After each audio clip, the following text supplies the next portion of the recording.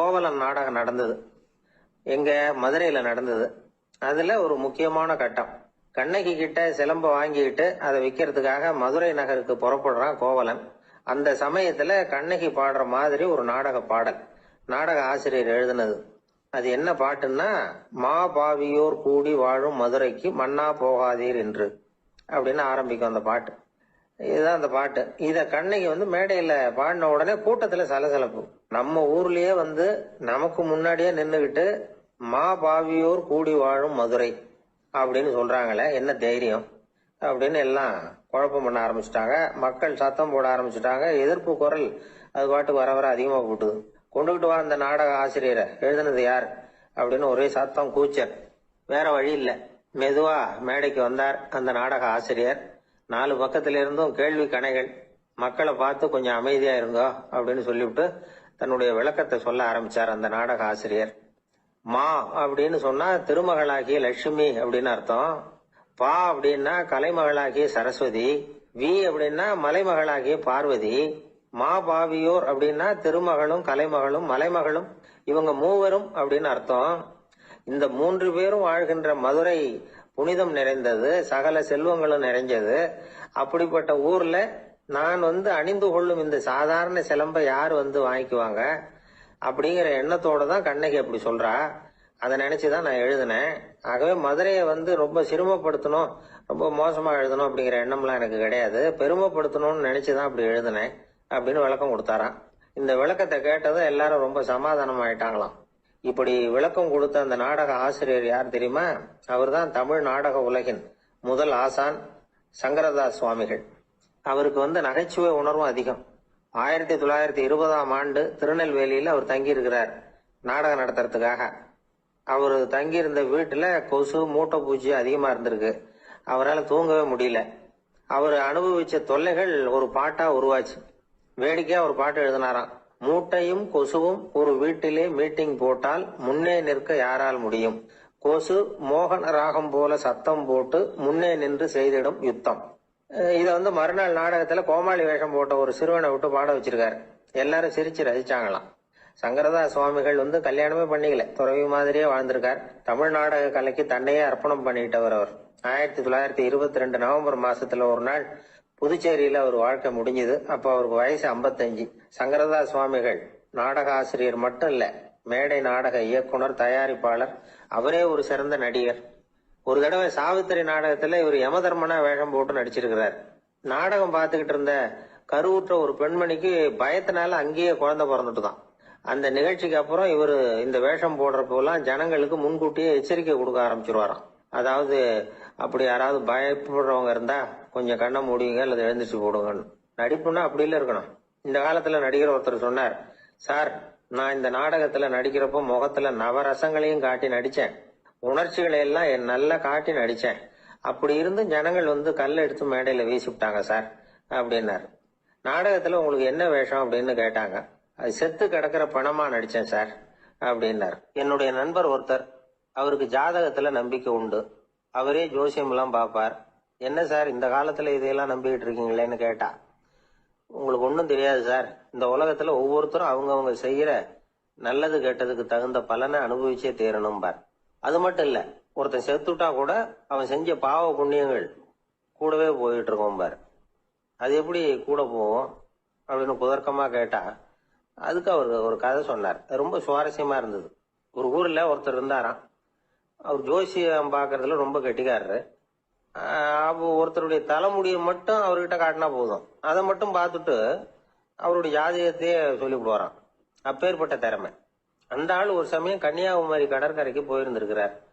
அங்க கரை ஓரமா ஒரு மண்டை ஓடு கிடந்திருக்கு. அதை எடுத்து பார்த்திருக்கிறார். அந்த மண்டை ஓட்டை வச்சுக்கிட்டே அதோட ஜாதகத்தை அலசி இருக்கிறார். இந்த மண்டை ஓட்டுக்கு உரிய ஆசாமி வாழ்க்கையில ரொம்ப கஷ்டப்பட்டு இருக்கிறான், நிறைய கஷ்டத்தை அனுபவிச்சிருக்கிறான், அது தாங்க முடியாம தான் கடல்ல தற்கொலை பண்ணிட்டு இருக்கான் அப்படிங்கறத அவரு கணிச்சுட்டார். இருந்தாலும் இந்த மண்டை ஓடு இன்னமும் அனுபவிக்க வேண்டியது பாக்கி இருக்கு அப்படிங்கறதையும் அவர் உணர்றார். அது சரி, ஒருத்த உயிரோட இருக்கிற வரைக்கும் தானே நல்லது கெட்டதை அனுபவிக்க முடியும். செத்ததுக்கு அப்புறமும் பாக்கி இருக்குன்னா அதை எப்படி அனுபவிக்கிறது? இந்த மண்டை ஓட்டுக்கு இன்னும் கொஞ்சம் பாக்கி இருக்கு அப்படிங்கிறது அவருக்கு புரிஞ்சதே தவிர அதோட அர்த்தம் என்னங்கிறது அவருக்கு சரியா விளங்கல. சரி, இதை இன்னும் கொஞ்சம் விவரமா ஆராய்ச்சி பண்ணி பார்ப்போம் அப்படின்னு நினைச்சுக்கிட்டு அதை தன்னுடைய வீட்டுக்கு எடுத்துட்டு போயிட்டார். அந்த மண்டை ஓட்டை ஒரு பொட்டியில வச்சு பூட்டினார். தன்னுடைய தனி அறையில அதை பத்திரமா வச்சுக்கிட்டார். தினமும் ராத்திரி ஆனதும் தன்னுடைய மனைவியை பார்த்து, நீ போய் பூஜை அறையில தனியா படுத்துக்கோ அப்படின்னு சொல்லிவிட்டு இவர் தினம் ராத்திரி 12 மணிக்கு பொட்டியை திறந்து பார்ப்பார். மண்டை ஓடு அப்படியே இருந்ததே தவிர இன்னும் கொஞ்சம் பாக்கி இருக்குங்கிறதுக்கு அர்த்தம் அவருக்கு விளங்கலை. அந்த மண்டை ஓட்டுக்கு இன்னும் என்ன பாக்கி இருக்க போகுது. இப்படியே ஒரு 10 நாள் போச்சு. அந்த வீட்டம்மாவுக்கு சந்தேகம் வந்துட்டுது. நம்ம வீட்டுக்காரர் நம்மளை தனியா ஏன் தூங்க சொல்றார் அப்படிங்கிற சந்தேகம்.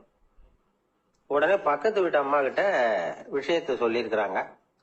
அந்த அம்மா உடனே, நீ கவலைப்படாத, நான் கண்டுபிடிச்சு சொல்றேன்னு சொல்லிவிட்டாங்களாம். அன்னைக்கு ராத்திரியே ஜன்னல் வழியா எட்டி பார்த்துருக்குறாங்க. இந்த ஆள் மண்டை ஓட்டை கையில வச்சுக்கிட்டு அதை திருப்பி திருப்பி அப்படியும் அப்படியும் பார்த்துக்கிட்டு இருந்தது தெரிஞ்சுட்டுது. மறுநாள் காலையில அவரோட மனைவியை பார்த்தாங்க. ஏம்மா, உன் வீட்டுக்காரருக்கு நீ முதல் மனைவியா 2வது மனைவியா அப்படின்னு கேட்டாங்க. எனக்கு தெரிஞ்ச வரைக்கும் நான் ஒருத்தி தான் அவருடைய மனைவின்னாங்க. அப்படி இல்ல, நீ அவருக்கு 2வது மனைவி. முதல் மனைவியின் மண்டை ஓடுதான் அவர் கையில இருக்குப்போ, அதைத்தான் அவர் தினமும் ராத்திரியில எடுத்து பார்த்துக்கிட்டு இருக்கிறாரு அப்படின்னு விட்டாங்க அந்த அடுத்த வீட்டம்மா. அப்படியா விஷயம்னு சொல்லிவிட்டு கணவன் வீட்டுல இல்லாத நேரமா பார்த்து அந்த மண்டை ஓட்டை எடுத்து கொண்டாந்து ஒரு உரல்ல போட்டு உலக்கையால குத்தி நொறுக்க ஆரம்பிச்சுட்டு அந்த அம்மா. வெளியே போயிருந்த அந்த ஆள் அப்பதான் உள்ள நுழைஞ்சார். மண்டை ஓடு உலக்கை கிட்ட குத்து வாங்கிட்டு இருக்கு. அது அனுபவிக்க வேண்டியது இன்னும் கொஞ்சம் பாக்கி இருக்கு அப்படிங்கறதுக்கான அர்த்தம் எனக்கு இப்பதான் புரிஞ்சுதுன்னாராம் அவர். இந்த கதையிலிருந்து நாம இன்னொரு நீதியையும் புரிஞ்சுக்கணும். அதாவது நம்ம வீட்டை பத்தி நமக்கு தெரியாததெல்லாம் அடுத்த வீட்டுக்காரங்களுக்கு நல்லா தெரியும். ஒருத்தர் ரொம்ப கவலையோட உட்கார்ந்து இருந்தார். எதை பத்தி சார் கவலைப்படுறீங்கன்னு கேட்டோம். எதிர்காலத்தை பத்தி கவலைப்படுறேன்னார். ஏன்னு கேட்டோம். என்ன பண்றதுன்னே தெரியல சார், எதிர்காலம் ஒரே இருட்டா இருக்கு, பாதையே புரியலன்னார். இன்னைக்கு நம்ம இளைஞர்கள் பல பேருக்கு எதிர்காலம் இருட்டாதான் தெரியுது. அவங்க எல்லாம் இந்த கதையை கொஞ்சம் கேட்கணும். ஒரு மலை அடிவாரத்துல ஒரு சின்ன கிராமம். அந்த மலை ரொம்ப உயரமானது. அடர்த்தியா செடி கொடிகள் மரங்கள் அதுல மண்டி கிடக்குது. பகல் வேளையில இருட்டாதான் இருக்கும், அவ்வளவு அடர்த்தி. அந்த மலை உச்சியில ஒரு கோவில். முத நாள் ராத்திரியே புறப்பட்டாதான் காலையில அந்த கோயிலுக்கு போய் சேர முடியும். கிராமத்து இளைஞன் ஒருத்தன் அந்த மலை உச்சிக்கு போக வேண்டியிருந்தது. கையில ஒரு விளக்க எடுத்துக்கிட்டு முத நாள் ராத்திரியே புறப்பட்டான். புறப்பட்டு போனவன் கிராமத்து எல்லையிலேயே நின்னுட்டான். ஏன் தெரியுமா? அவன் கையில இருந்த விளக்கோட வெளிச்சம் 10 அடி தூரத்துக்கு தான் தெரியுது. அது வரைக்கும் தான் பாதை தெளிவா இருக்குது. அதுக்கு அப்பால எல்லாம் ஒரே இருட்டா இருக்குது, பாதை புரியல. இவன் யோசனை பண்ணி பார்த்தான். மனசுக்குள்ள ஒரு சந்தேகம். 10 அடி தூரம் தானே வெளிச்சம் தெரியுது, அப்படின்னா நாம 10 அடி தூரம் தானே போக முடியும்.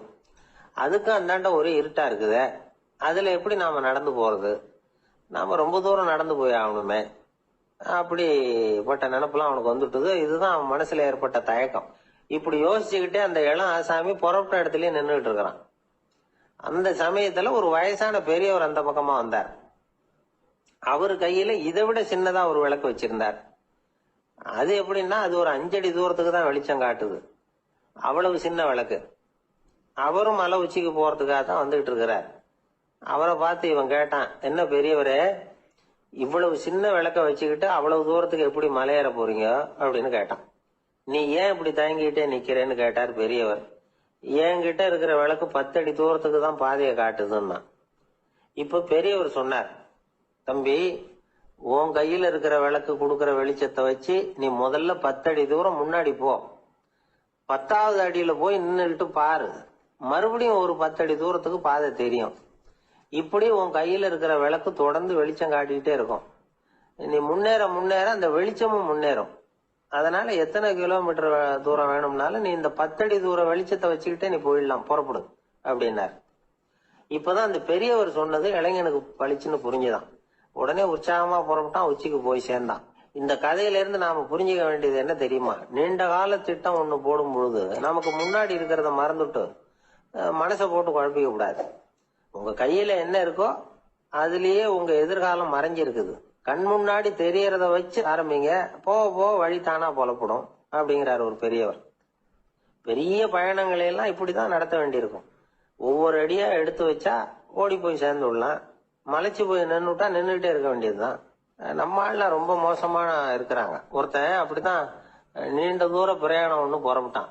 ரயில் போய்கிட்டே இருந்தது. கொஞ்ச தூரம் போச்சு, பாதி வழியில கையில வச்சிருந்த டிக்கெட்டை காத்துல விட்டுட்டான். ஐயோ, என் டிக்கெட்டு போயிட்டுதே அப்படின்னு கத்த ஆரம்பிச்சுட்டான்.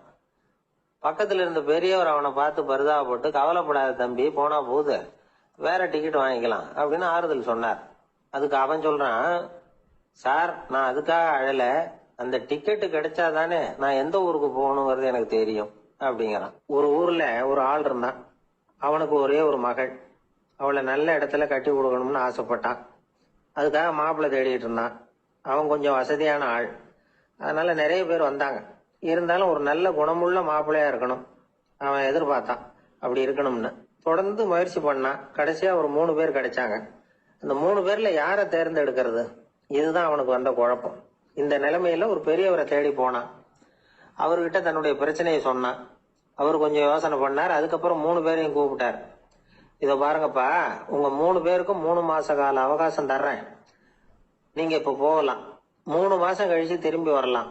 அப்படி வரும்பொழுது இந்த 3 மாச காலத்துல நீங்க செஞ்ச நல்ல காரியம் ஏதாவது ஒண்ணு சொல்லணும். அதை வச்சு உங்கள ஒருத்தரை நாங்க தேர்ந்தெடுத்துக்கிறோம் அப்படின்னு சொன்னாராம். 3 பேரும் சரின்னு சொல்லிவிட்டு திரும்பி போயிட்டாங்க. 3 மாசம் ஆச்சு. அதுக்கப்புறம் ஒரு நாள் திரும்பி வந்தாங்க. அவர் அவங்கள கூப்பிட்டு உட்கார வச்சார். அப்புறம் கேட்டார், இப்ப சொல்லுங்க, இந்த 3 மாச காலத்துல நீங்க செஞ்சிருக்கிற ஏதாவது ஒரு நல்ல காரியத்தை சொல்லுங்க அப்படின்னாரு. முதல்ல ஒருத்தன் எழுந்திருச்சு நின்னான்.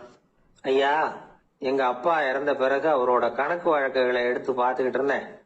அவர் ஒரு வியாபாரி கிட்ட 10,000 ரூபாய் கடன் வாங்கி இருக்கிறதாக எழுதியிருந்தார். அந்த வியாபாரியும் இப்ப உயிரோட இல்ல. இருந்தாலும் அந்த வியாபாரியோட மகனை தேடி கண்டுபிடிச்சேன். கணக்கு புத்தகத்தை காட்டினேன். உங்க அப்பா கிட்ட 10,000 ரூபாய் கடன் வாங்கி இருக்கிறதாக இதை எழுதியிருக்கிறார். அதனால அதை திருப்பி கொடுக்கறதுக்காக வந்திருக்கிறேன். இந்தாங்க அந்த பணம் அப்படின்னு சொல்லி கொடுத்துட்டு வந்துட்டேன் அப்படின்னு நானும். இதை பெரியவர் கவனமா கேட்டுக்கிட்டார். அதுக்கப்புறம் 2வது இளைஞன் எழுந்திருச்சான். ஐயா, நான் போன மாசம் ஒரு நாள் ராத்திரி வேளையில ஒரு காட்டுப்பாதை வழியா எங்க ஊருக்கு போய்கிட்டு இருந்தேன். அந்த சமயத்துல அந்த வழியா வந்துகிட்டு இருந்த ஒரு வழிபோக்கர்கிட்ட 4-5 திருடர்கள் வம்பு வளர்த்து அவர்கிட்ட இருந்த பொருளை எல்லாம் கொள்ளையடிச்சுக்கிட்டு இருந்தாங்க. நான் உடனே ஒரு குச்சியை எடுத்துட்டு ஓடினேன். அந்த திருடர்களை அடிச்சு விரட்டினேன். பொருளை எல்லாம் மீட்டு அந்த வழிபோக்கர்கிட்ட ஒப்படைச்சேன். அவரை பத்திரமா அழைச்சிட்டு போய் அவர் வீட்டுல விட்டுட்டு வந்தேன் அப்படின்னு நானும். இதையும் பெரியவர் கவனமா கேட்டுக்கிட்டார். அடுத்தபடியா 3வது இளைஞன் எழுந்திருச்சான். ஐயா, போன மாசம் ஒரு நாள் நான் ஒரு மலைப்பாதை வழியா போயிட்டு இருந்தேன். மலைப்பாதை விளிம்புல ஒரு மதகு கட்ட, அது மேல ஒரு ஆள் படுத்து தூங்கிட்டு இருந்தான். அந்த பக்கம் தவறி உருண்டு விழுந்திருந்தான்னா அதில் பாதாளம். அது மலையடி வாரத்துல போய் தான் விழணும், அவ்வளவு பள்ளம். அது தெரியாம அவன் பாட்டுக்கு தூங்கிட்டு இருந்தான். நான் உடனே அவன்கிட்ட ஓடி போய் குனிஞ்சு அவன் முகத்தை பார்த்தேன். அப்பதான் புரிஞ்சுது, அவன் ஏற்கனவே எனக்கு தெரியும். அவனை எனக்கு நிறைய கெடுதல் பண்ணிருக்கிறான், இடைஞ்சல் கொடுத்தவன். இருந்தாலும் ஐயோ பாவம்னு நினைச்சு அவனை எழுப்பி பாதுகாப்பா வேற ஒரு இடத்துல படுக்க வச்சுட்டு வந்தேன் அப்படின்னு நானா. பெரியவர் இதையும் கேட்டுக்கிட்டார். அதுக்கப்புறம் அவங்க 3 பேரையும் பார்த்து, நீங்க போகலாம், நாங்க யோசிச்சு முடிவு பண்ணி உங்களுக்கு சொல்லி அனுப்புறோம் அப்படின்னாராம். அந்த இளைஞர்கள் புறப்பட்டு போயிட்டாங்க. அதுக்கப்புறம் அந்த பெண்ணோட அப்பாவை பார்த்து சொன்னார், இந்த 3 பேருமே நல்ல பிள்ளைங்க தான், அதுல ஒன்றும் சந்தேகம் இல்லை. இருந்தாலும் இந்த 3 பேர் செஞ்ச செயல்களையும் ஒப்பிட்டு பார்க்க வேண்டியிருக்கு. முதல் இளைஞன் நேர்மைக்கு எடுத்துக்காட்டா விளங்குறான். இந்த காலத்துல இது மாதிரி இளைஞர்களை பார்க்கறது ரொம்ப கஷ்டம்தான். இருந்தாலும் அவன் கடமையை தான் செஞ்சான். 2வது இளைஞன் நல்ல வீரன், தைரியசாலி. ஒரு வீரன் எதை செய்யணுமோ அதைத்தான் இவன் செஞ்சான். இவன் ஒரு லட்சிய மனிதன். 3வது இளைஞன் தன்னுடைய பகைவனுக்கே உதவி செஞ்சிருக்கான். அவன் உயிரை காப்பாத்தி இருக்கிறான். பகைவனுக்கு அருள்வதுங்கிறது ஒரு சாதாரண மனுஷனால செய்யக்கூடிய காரியம் இல்லை. பகையை மறக்கிறதும் பகைவனுக்கு அருள்வதும் தெய்வீக பண்புகள். அதனால இவனே உன்னுடைய மகளுக்கு ஏற்ற மாப்பிள்ளையா தேர்ந்தெடுக்கலாம் அப்படின்னு சொன்னாங்களாம். ஒரு நல்ல நாள்ல அவங்களுக்கு திருமணம் நல்ல விதமா நடந்து முடிஞ்சுதான். இது சுவாமி சின்மயானந்தர் சொல்லி இருக்கிற ஒரு கதை. இதுல இருந்து நாம புரிந்து கொள்ள வேண்டிய ஒரு கருத்து, நமக்கு கெடுதல் பண்ணவங்களுக்கும் நாம நல்லது செய்யணும். ஆனா நடைமுறையில அப்படி நம்மளால செய்ய முடியறது இல்லை. அதுதான் சிக்கல். நம்மால் ஒருத்தங்கிட்ட கேட்டேன், ஏண்டா உன்னுடைய பகைவன் ஒருத்தன் அது மாதிரி ஒரு மலைப்பாதை மதகு கட்டையில படுத்திருந்தா உடனே நீ என்ன நினைப்ப அப்படின்னு கேட்டோம். இது ஒரு அருமையான சந்தர்ப்பம்னு நினைப்பேன் அப்படின்னா. எதுக்குன்னு கேட்டோம். அவனை அந்த பக்கமா உருட்டி கீழே தள்ளுறதுக்கு அப்படின்னா. ஒரு காடு, அங்க புத்தர் அவர் பாட்டுக்கு நடந்து போய்கிட்டே இருக்கிறார். அவருக்கு பின்னாடி ஒரு குரங்கு, அதுவும் தொடர்ந்து வந்துகிட்டே இருக்குது. புத்தர் திரும்பி பார்த்தார். குரங்கு அப்படியே குதிச்சு உயர எழும்பி ஒரு கிளையில போய் உக்காந்தது. ஏன் இப்படி பண்றேன்னு கேட்டார் புத்தர். என்ன சாதாரணமா நினைக்க வேணாம், நான் மகாமந்தி, என்னால எல்லாம் முடியும், முடியாதுங்கிற வார்த்தையே என்னுடைய அகராதியில கிடையாது, என்ன வேணும்னாலும் செய்வேன் அப்படின்னுது. அப்படின்னா ஒரு பந்தயம் வச்சுக்கலாமான்னாரு இவரு. ஓ வச்சுக்கலாமேன்னுது. வேற ஒண்ணும் இல்ல, இப்ப நீ மேல எழும்பி அந்த கிளையில உட்கார்ந்தது மாதிரி அங்கேருந்து தாவி என் உள்ளங்கையில உட்காரணும், அவ்வளவுதான் அப்படின்னார். அப்படி உட்காந்துட்டா என்ன பரிசு அப்படின்னு கேட்டது அது. சொர்க்கத்துல இருக்கிற மாமன்னன் மரகத சக்கரவர்த்திய என்னோட இருக்கும்படியா கூப்பிட்டுக்கிறேன். அந்த சமயத்துல அவருடைய அரியணை அங்க காலியாயிடும், நீ அதுல போய் உட்காந்துக்கலாம். பந்தயத்துல தோத்துட்டா ஒரு கல்ப காலம் இந்த பூமியில வாழ வேண்டியிருக்கும், அதுக்கு பிறகுதான் என்கிட்ட வர முடியும், என்ன சொல்ற அப்படின்னார். குரங்குக்கு தாவறது ஒரு பெரிய காரியமா? இது எனக்கு ரொம்ப சாதாரண விஷயம், என்ன இப்பவே தாவட்டுமா அப்படின்னுது. சரின்னு சொல்லி உள்ளங்கையை நீட்டினார். அவருடைய கை தாமரை இலை அளவுக்கு அப்படியே விரிஞ்சுது. குரங்கு சௌரியமா உட்கார்றதுக்காக. குரங்கு தாவறதுக்கு தயாராச்சு. அதுக்கு முன்னாடி ஒரு சின்ன யோசனை அதுக்கு. இந்த கிளையிலிருந்து அந்த கைக்கு தாவறது எனக்கு ரொம்ப அற்பமான ஒரு வேலை, இது ரொம்ப சாதாரணம், என்னுடைய கௌரவத்துக்கு இது சரியா இருக்காது. அதனால நான் என்ன பண்ண போறேன்னா, இங்க இருந்து கிளையிலிருந்து அப்படியே உயர எழும்ப போறேன். எழும்பி மேல் உலகம் போய் அங்க ஒரு சுத்தி விட்டு அதுக்கப்புறம் அங்கேருந்து நேரா இந்த கையில உட்கார போறேன் அப்படின்னு நினைச்சது. என்ன யோசிக்கிற அப்படின்னார் புத்தர். ஒண்ணுமில்ல, இந்த பாயிரம் பார் அப்படின்னு சொல்லி தாவி உயர போயிட்டுது. கொஞ்ச நேரத்துல வான உலகத்துக்கே போய் சேர்ந்துட்டுது. அங்க போய் பார்த்தா அங்க ஒரு 5 பளிங்கு தூண்கள் இளம் சிவப்பு நிறத்துல நின்றுட்டு இருக்குது. குரங்கு நினைச்சுக்கிட்டது, புத்தர்கிட்ட போய் இந்த பளிங்கு தூண்களை பார்த்தோம்னு சொன்னா அப்படியே திகைச்சு போயிடுவார், இந்த தூண்ல ஏதாவது அடையாளம் செஞ்சுட்டு போகணும் அப்படின்னு அந்த இடத்துல மிதந்துகிட்டே நினைச்சுது. உடனே ஒரு தூணில் எழுதிச்சு. என்ன எழுதிச்சுன்னா, ஒரு மகா ஞானி இங்க வந்துட்டு போறார் அப்படின்னு எழுதிச்சு.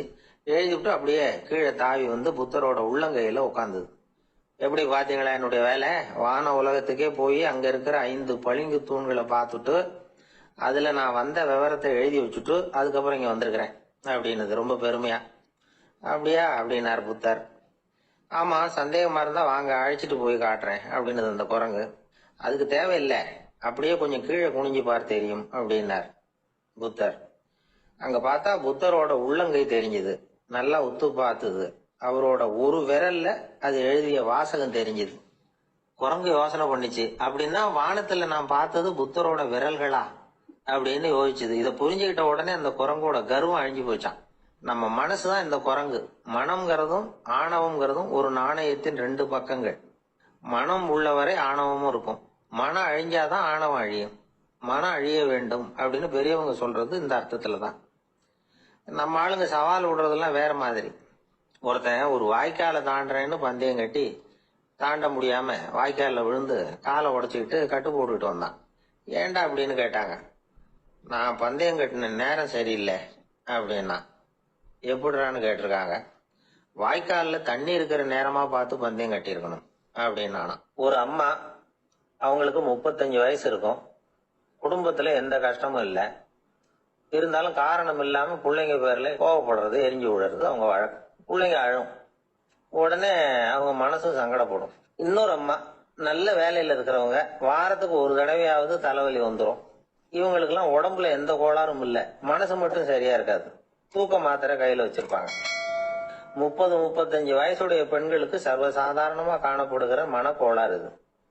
இதுக்கு பேர் மனவாட்டம், டிப்ரெஷன், மனமடிவு அப்படின்னு சொல்லலாம். இந்த நோய்க்கு அறிகுறி என்ன தெரியுமா? மனசுல வருத்தமான உணர்வு இருக்கும்.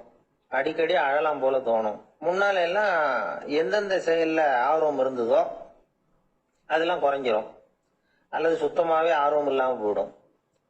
சில பெண்கள் இளம் வயசுல பக்கத்துல இருக்கிறவங்க கிட்ட கலகலப்பா பேசுவாங்க.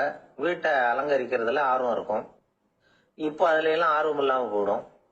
எந்த வேலை செஞ்சாலும் சீக்கிரம் களைப்பு அடைஞ்சு விடுறது மாதிரி ஆயிடும். நமக்கு யாருமே உதவியா இல்லை, நம்ம எல்லாரும் கை விட்டுட்டாங்க போல இருக்குதே அப்படிங்கிற உணர்வுலாம் உண்டாகும். தன்னைத்தானே குறை சொல்லிக்குவாங்க. நாம தப்பு பண்ணிவிட்டோம் போல இருக்குதே அப்படின்னு தோணும். குற்றம் பண்ணிட்டதா நினைச்சு கஷ்டப்படுவாங்க. பசி இருக்காது, தூக்கத்துல தொந்தரவு இருக்கும். அடிக்கடி செத்து போடலாங்கிற உணர்வு வரும். தற்கொலை பண்ணிக்கலாங்கிற எண்ணம் உண்டாகும். சில பேர் தற்கொலை முயற்சியில கூட ஈடுபடுவாங்க. சில பேருக்கு பலவிதமான உடல் வலிகள் இருக்கும், பலவீனம் இருக்கும், சீக்கிரமா களைப்படைஞ்சு போடுவாங்க. இதெல்லாம் மனவாட்ட நோய்க்கான தன்மைகள். இந்த மனவாட்டம், அதாவது டிப்ரெஷனை வந்து ரெண்டு வகையா பிரிக்கலாமா. ஒன்னு தானா உண்டாக்கிக்கிறது, இன்னொன்னு எதிர் விளைவை உண்டு பண்ணுகிற அல்லது நரம்பு சம்பந்தப்பட்ட டிப்ரெஷன். தானா உண்டாக்கிக்கிற மனவாட்ட நோய் இருக்கு பாருங்க, அதுக்கு ஏதாவது சூழ்நிலை காரணமா இருக்கலாம் அல்லது இல்லாமலும் போகலாம். மூளையில வந்து டொபாமைன் அல்லது செரட்டோனின் இதோட அளவு வந்து குறையும் பொழுது இந்த டிப்ரெஷன் உண்டாகுது. இதுக்கு ஓரளவு பிறவி காரணங்கள் கூட இருக்கலாம், குடும்பத்துல வேற சிலருக்கும் வரலாம். பாதிக்கப்பட்ட பெண்ணை வந்து பார்க்கறதுக்கு பலவீனமா தெரியும், கடுமையான குற்ற உணர்வு இருக்கும், தனியா இருக்கிறதுக்கு ஆசைப்படுவாங்க, நடு ராத்திரியில எழுந்திரிச்சு உட்காந்து கஷ்டப்பட்டுக்கிட்டு இருப்பாங்க, கொடூரமான முறையில தற்கொலை பண்ணிக்க முயற்சி பண்ணுவாங்க, தீ வச்சுக்கிறது, அமிலத்தை குடிக்கிறது, தூக்கில தூங்குறது. இப்படி தானா வரவழைச்சிக்கிற மனவாட்ட நோய் வந்து மறையக்கூடிய நோய். ஒரு தடவை வந்தா 3 to 6 மாசம் வரைக்கும் நீடிக்கும். இடைப்பட்ட காலங்களில் நோயாளி இயல்பா இருப்பார். எதிர் விளைவை உண்டு பண்ணுகிற அல்லது நரம்பு சம்பந்தப்பட்ட மனவாட்ட நோய் எப்படின்னா, கணவன் மனைவி மாமியார் மருமகள் இப்படிப்பட்ட உறவு முறை பிரச்சனைகள், தோல்விகள், எரிச்சல்கள், ஆபீஸ் பிரச்சனை, இப்படிப்பட்ட சூழ்நிலையால உண்டாகிறது. எல்லாத்துக்கும் மருந்து இருக்கு, மார்க்கம் இருக்குது, கவலைப்பட வேண்டியதில்லை, தைரியமா இருக்கணும். உளவியல் மருத்துவம் இதுக்கு ரொம்ப உபயோகமா இருக்கும். சில பெண்களை பாருங்க, அவங்க எதுக்கும் அலட்டிக்கிறது இல்லை. ஒரு அம்மா அப்படிதான் தன்னுடைய கணவனை அழைச்சிக்கிட்டு ஒரு மனநோய் மருத்துவர்கிட்ட வந்தாங்க. டாக்டர், எங்க வீட்டுக்காரர் திடீர்னு ஒரு மாதிரி ஆயிட்டார், வித்தியாசமா நடந்துகிறார். எப்படின்னா, இவர் தன்னையே ஒரு ஒட்டட பூச்சியா நினைச்சுக்கிட்டு இருக்கிறார். அப்படி நினைச்சுக்கிட்டு தன்னுடைய தலையாலேயே வீட்டுல உள்ள ஒட்டடையெல்லாம் தொடச்சிக்கிட்டு இருக்கிறார் அப்படின்னாங்க. எவ்வளவு நாளா அப்படி இருக்குதுன்னு கேட்டார் டாக்டர். 1 வாரமா அப்படி இருக்குது அப்படின்னாங்க அந்த அம்மா. அப்படின்னா முன்னாடியே ஏன் அழைச்சிட்டு வரல அப்படின்னு கேட்டார் டாக்டர். வீடு பூரா சுத்தமாகட்டுமேனு பாத்துக்கிட்டு இருந்தேன் டாக்டர் அப்படின்னாங்களாம் அந்த அம்மா. ஒரே ஒரு ஊர்ல ஒரு பாதிரியார் இருந்தார். ரொம்ப நாள் சந்தோஷமா வாழ்ந்தார். ஒரு நாள் அவரு மடத்து சமையல் அறையில பாத்திரங்களை கழுவி துலக்கி சுத்தப்படுத்திக்கிட்டு இருந்தார். அந்த சமயத்துல ஒரு தேவ தூதன் அவர் முன்னாடி வந்து நின்னான். இவர் நிமிர்ந்து பார்த்தார். ஆண்டவர் என்ன வந்து உங்ககிட்ட அனுப்பியிருக்கிறார், பரலோகத்துல வாசம் செய்யறதுக்கு உங்களுக்கு நேரம் வந்துட்டுது அப்படின்னு அந்த ஆள். ஆண்டவருக்கு என்னோட ஞாபகம் வந்ததுக்கு நன்றி. ஆனாலும் இப்போ இங்க நீயே பாரு, எவ்வளவு பாண்டங்கள் பாக்கி இருக்கு, இவ்வளவையும் நான் வந்து சுத்தப்படுத்த வேண்டியிருக்கு. நான் வந்து நன்றி கெட்டவனா இருக்க விரும்பல. இந்த பணியை முடிக்கிற வரைக்கும் என்னுடைய பரலோக வாழ்வை தள்ளி வைக்க முடியுமா, நீ என்ன நினைக்கிற அப்படின்னு கேட்டார். தேவதூதன் தனக்கே உரிய விவேகத்தோட அன்போட பாதிரியார பார்த்தான். சரி, என்ன செய்யலாம்ங்கிறத அப்புறம் சொல்றேன் அப்படின்னு சொல்லிவிட்டு புறப்பட்டு போயிட்டான். ஒரு நாள் அந்த பாதிரியார் தோட்டத்துல உள்ள களைகளை எல்லாம் ஒரு களை கொத்தியால கொத்தி களை எடுத்துக்கிட்டு இருக்கிறார். அந்த சமயத்துல இந்த தேவதூதன் மறுபடியும் அவர் முன்னாடி வந்து நிக்கிறான். பாதிரியார் பார்த்தார். இத பாரு, இந்த தோட்டம் பூராவும் எவ்வளவு களை மண்டி கிடக்கு, பரலோகம் கொஞ்ச காலம் எனக்காக பொறுத்திருக்கலாம்னு நீ நினைக்கிறியா அப்படின்னு கேட்டார். தேவதூதன் சிரிச்சுக்கிட்டே மறுபடியும் மறைஞ்சிட்டான். மறுபடியும் அவர் களை எடுக்கிறது, தானிய களஞ்சியத்துக்கு வர்ணம் பூசுறது, இப்படிப்பட்ட வேலைகள்ல ஈடுபட்டிருக்கார். இன்னொரு நாள் ஒரு மருத்துவமனையில நோயாளிகளை கவனிச்சுக்கிட்டு ரொம்ப தீவிரமா இருக்கிறார் அந்த பாதிரியார். ஒரு நோயாளியோட தாகத்துக்கு தண்ணீர் கொடுத்துட்டு நிமிர்ந்து பாக்குறப்போ தேவதூதன் மறுபடியும் அவர் முன்னாடி வந்து நிக்கிறான். இந்த தடவை பாதிரியார் தன்னலமற்றவரா பேரன்பை காட்டக்கூடிய வகையில தன்னுடைய 2 கைகளையும் உயர்த்தியபடி தேவதூதனின் கவனத்தை வந்து பிணியால் வாடக்கூடிய நோயாளிகளின் பக்கம் திருப்பினாராம். தேவதூதன் ஒன்னும் சொல்லல, மறைஞ்சிட்டான். அன்னைக்கு சாயந்தரம் பாதிரியார் வந்து மடத்துல உள்ள தன்னுடைய அறைக்கு போய் இளைப்பாறினார். யோசிச்சு பார்த்தார். தேவதூதனையும் தேவதூதனின் விருப்பத்தையும் பல நாள் தள்ளி போட்டு வந்ததையும் அவர் ரொம்ப நினைச்சு பார்த்தார். திடீர்னு தான் வந்து முதுமை அடைகிறதையும் சோர்வு அடைகிறதையும் உணர்ந்தார்.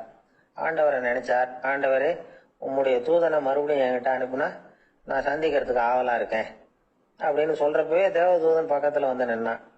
பாதிரியார் நிமிர்ந்து பார்த்தார்.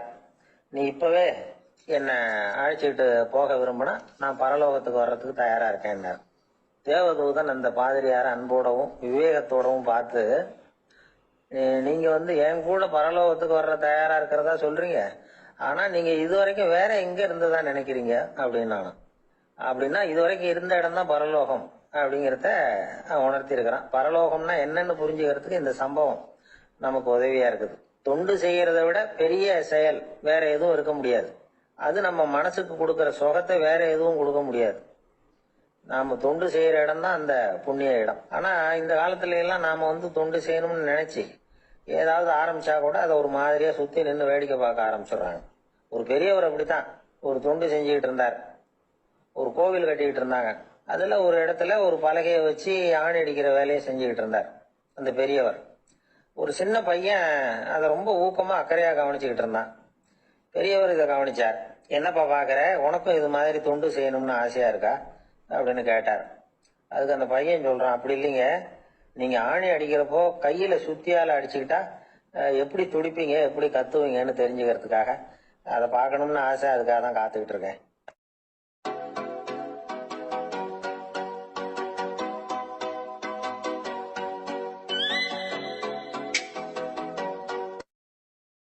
ஒரு நாள் ராமர் அரசவையில உட்கார்ந்துருக்கிறார். ராமராஜ்யம் நடந்துகிட்டு இருந்த நேரம். அந்த சமயத்துல ஒரு நாய் அரச சபைக்கு வந்துதான். அது தலையில அடிபட்டு ரத்தம். அந்த கோலத்துல அது அங்க வந்தது. எல்லாரும் ஆச்சரியமா அதை பார்த்தாங்க. ராமரும் அந்த நாயை பார்த்தார். நீங்க வந்த காரியம் என்ன, என்ன நடந்தது, எதுவா இருந்தாலும் பயப்படாம சொல்லு அப்படின்னார். உடனே அந்த நாய் மெதுவா சொல்ல ஆரம்பிச்சுதான். ஐயா, நான் தெருவில் போய்கிட்டு இருந்தேன். வழியில ஒருத்தர் வந்தார். அவர் வேத சாஸ்திரம்லாம் படிச்ச பெரியவர். அவர் எந்த காரணமும் இல்லாம அவர் கையில வச்சிருந்த குச்சியால என் தலையில அடிச்சுட்டார். அதுதான் தலையில ரத்தம்.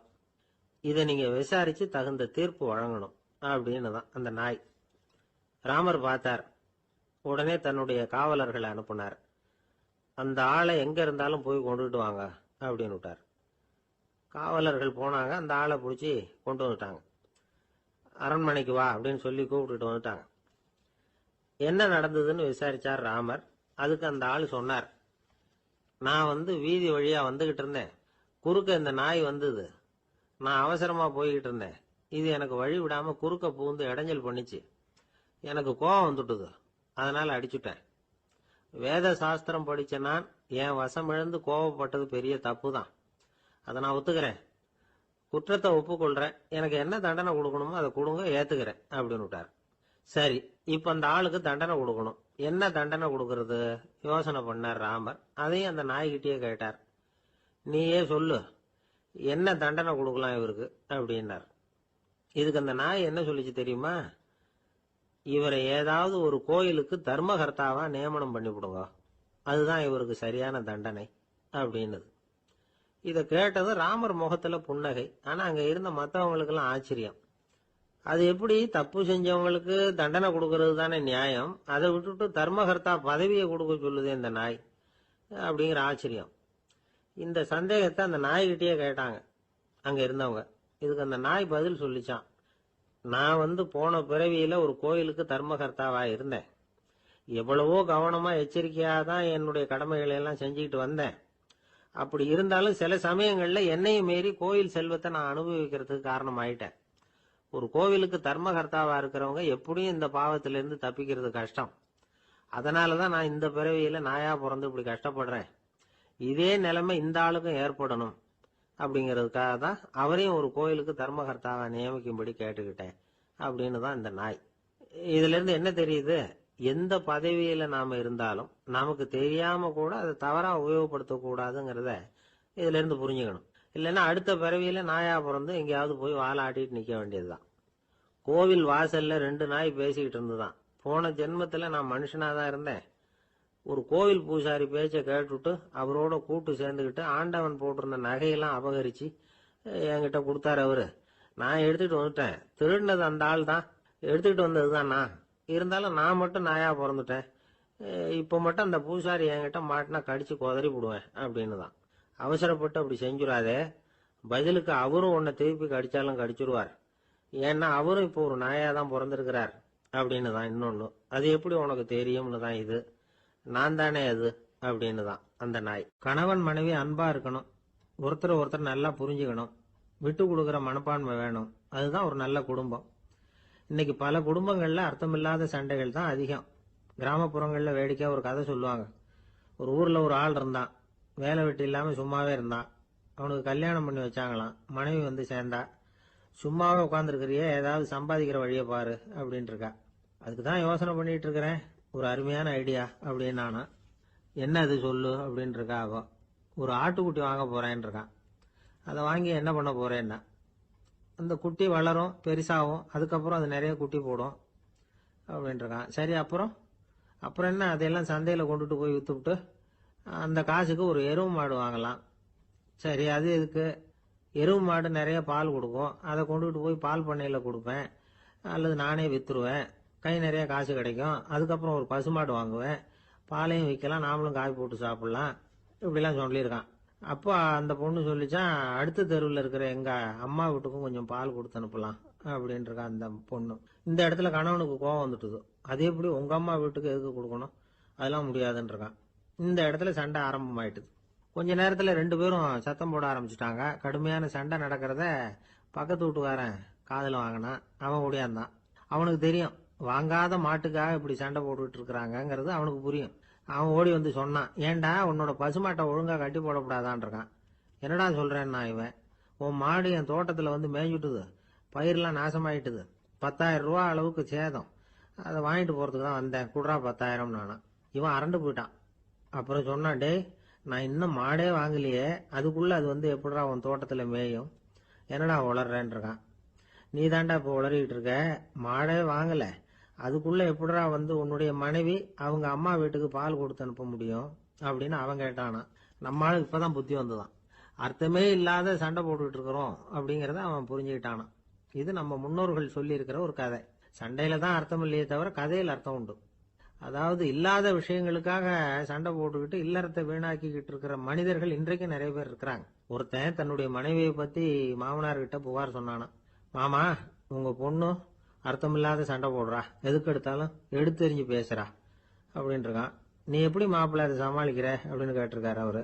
அவ எடுத்தெறியறது என் மேல படாம ஒதுங்கி நின்னுக்கிறேன் அப்படின்னு நானா இவன். ஒரு சிகை அலங்கார கூடம். ரொம்ப சுறுசுறுப்பா எல்லாரும் வேலை செஞ்சுட்டு இருக்கிறாங்க.